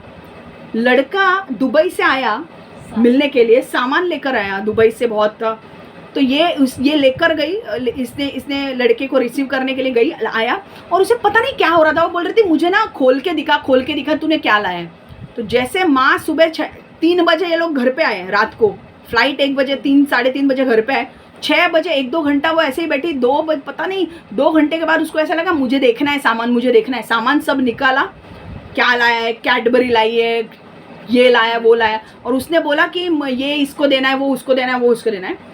देख रही थी वो क्या क्या लाया है, उसी में उसको हार्ट अटैक आया, वो मर गई उसी वक्त। देखा, सुन, वो बहू वो खोल के देख रही थी क्या सामान लाया, क्या सामान लाया, अरे मैं ये खाऊंगी, मैं वो खाऊंगी, वो उधर ही मर गई। मैं बोल रही हूँ ना, परमेश्वर के लोगों के साथ पंगे मत लो। तुम्हारी उसकी प्रार्थना ना स्वर्ग सुनता है, और वो जिस तरीके से अपने सास को ट्रीट करी थी ना, परमेश्वर ने देखा और उसके ऊपर न्याय लाया। और वो थी ना, उसको क्या लगा, रहे मेरा हस्बैंड आया है दुबई से, पैसा लाया है, सब अभी मेरा हो जाएगा। परमेश्वर ने उसे देखने दिया, पर खाना एक भी चीज नहीं मिली, चॉकलेट भी नहीं खाया होगा उसने, वो देखा और वो हार्ट अटैक आया, वो गई उधर के उधर मर गई। वो सारा ऐसा था और बीच में वो मर गई। बाइबल में पता है वचन है, बहुत इजराइल में बहुत रेट्स बढ़ जाते हैं सारी चीज़ों के। और एक आदमी बोलता, और भविष्यवक्ता आई थिंक एलिशा आता है, और एलिशा बोलता है कि कल ये सारे रेट्स कम होने वाले, बहुत इन्फ्लेशन होता है वहाँ पे, और कल ये रेट्स कम होने वाले हैं और सारे इजरायली लोग खा पाएंगे, नॉर्मल रेट्स होंगे। एक व्यक्ति बोलता है अरे क्या होने वाला है, परमेश्वर भी कर नहीं सकता इस रेट को कम। एलिशा उसको बोलता है क्योंकि तूने विश्वास नहीं किया, तू देखेगा पर तू खा नहीं पाएगा। और दूसरे दिन ऐसा होता है कि जब वो रेट्स कम होते हैं, सब लोग खाने के लिए जाते हैं, ये देखता है कि रेट्स कम हो गए वो सारे, हम उसकी स्टोरी कभी लेंगे, पर वो खा नहीं पाता है। उसके ऊपर लोग चढ़ के वो गिर जाता है, वो भी भागने के लिए जाता है देखने के लिए, पर देखने के लिए जाता है तो वो गिर जाता है, लोग उसके ऊपर पैर देखे जाते हैं, वो मर जाता है। देखता है वो कि हाँ इधर हो गया कम, बट वो खा नहीं पाता है। ऐसा उसके साथ हुआ। समझ में आ रहा है? आज मुझे सिर्फ इतना ही बोलना है कि परमेश्वर कुछ लोगों को वार्निंग नहीं, परमेश्वर कुछ लोगों को क्लियर बता रहा है कि तुम्हारा न्याय होने वाला है। तुम्हारे जीवन में कुछ लोगों ने कुछ पाप किए हैं, उनका न्याय होने वाला है। बहुत पाप किए हैं, कुछ लोगों ने इतने पाप किए कि हद पार कर दी है। अब न्याय होने वाला है और अब तुम रेडी रहो, क्योंकि अब तुम किसी से माफी मांग के कुछ होने वाला नहीं है। परमेश्वर ने बोला कि तुम्हारे ऊपर मैं थूक रहा हूं और मैं तुम्हारा न्याय कर रहा हूं, क्योंकि तुम्हें पता था कि वो नहीं करना चाहिए, तब तुमने अपने हाथ पीछे नहीं किए, तब तुमने गलत काम किए। अब तुम माफी मांग रहे हो, अब माफी नहीं मिलेगी, अब न्याय होगा। समझ में आ रहा है? और यहीं पे मैं वचन समाप्त कर रही हूँ। तो एक चीज यहाँ से हमें समझनी क्या है कि जो भी लीडर्स है, आपके ऊपर जिन जिन लीडर्स को रखा है उनके अधीन रहो, और अगर वो गलत लीडर्स हैं, प्रार्थना करो परमेश्वर से, परमेश्वर उनको बदलेगा। सोनी का तो एक बार मेरी बात मिलने ही वाली हूँ मैं उसको, क्योंकि उसको तो बहुत सारी चीजें सुनानी है मुझे। लिख के रखिए बात। चलो प्रेयर करते हैं। समझ में आ रहा है? यहां से सीखना क्या है? लीडर्स के साथ, परमेश्वर ने चुने हुए व्यक्ति के साथ कभी पंगे मत लो। जाओगे थोड़े साल तक बचोगे, पर एक वक्त आएगा जब परमेश्वर बोलेगा अब मैं थूकने वाला हूं और न्याय लाने वाला हूं। अब वो वक्त आ गया है। समझ में आ रहा है? तो लीडर्स के साथ, जो भी परमेश्वर के लीडर्स, परमेश्वर के अगुवे जो चुने गए हैं, उनका कभी हमेशा मान रखो, कभी उनके खिलाफ मत जाओ, और जो वो बोलते हैं वो करो। समझ में आ रहा है? चलो हम प्रेयर करेंगे। परमेश्वर यीशु, हम मांगते हैं प्रभु कि परमेश्वर हर एक को ब्लेस कर, आशीर्वादित कर। हर एक व्यक्ति जिसने ये वचन सुना है, उसे परमेश्वर के लीडर्स को मान देने के लिए मदद कर प्रभु। Help them to respect the authority. Lord, government हो, चाहे परमेश्वर ने चुने हुए अगुवे हो, जो भी है, जो परमेश्वर ने चुना है, जिनको अधिकार में रखा है, इन अधिकारी लोगों को मान रखने के लिए मदद कर परमेश्वर, और उन अधिकारियों को भी सच्चा अधिकारी बना प्रभु। गलत है नहीं, जैसे मूसा एक ईमानदार था, वैसे इन अधिकारियों को भी ईमानदार बना प्रभु। और परमेश्वर मैं मांगती हूँ प्रभु कि जो भी आज हमने वचन सुना है, हम इस वचन को लागू करेंगे। हम आगे से सारी जो भी अथॉरिटी है, हम उसे रिस्पेक्ट करेंगे। और परमेश्वर आगे चल के मरते दम तक हम उनको रिस्पेक्ट करेंगे, क्योंकि वो तूने चुना है, तूने उनको रखा है वहाँ पे। और परमेश्वर हम मांगते हैं प्रभु कि हमें मदद कर, अनुग्रह दे उन्हें रिस्पेक्ट करने के लिए प्रभु। चाहे हमें अच्छा लगे या बुरा लगे, हम उनको रिस्पेक्ट करेंगे। यीशु के नाम से हम प्रार्थना करते हैं। आमेन, आमेन, आमेन। God bless you all, take care.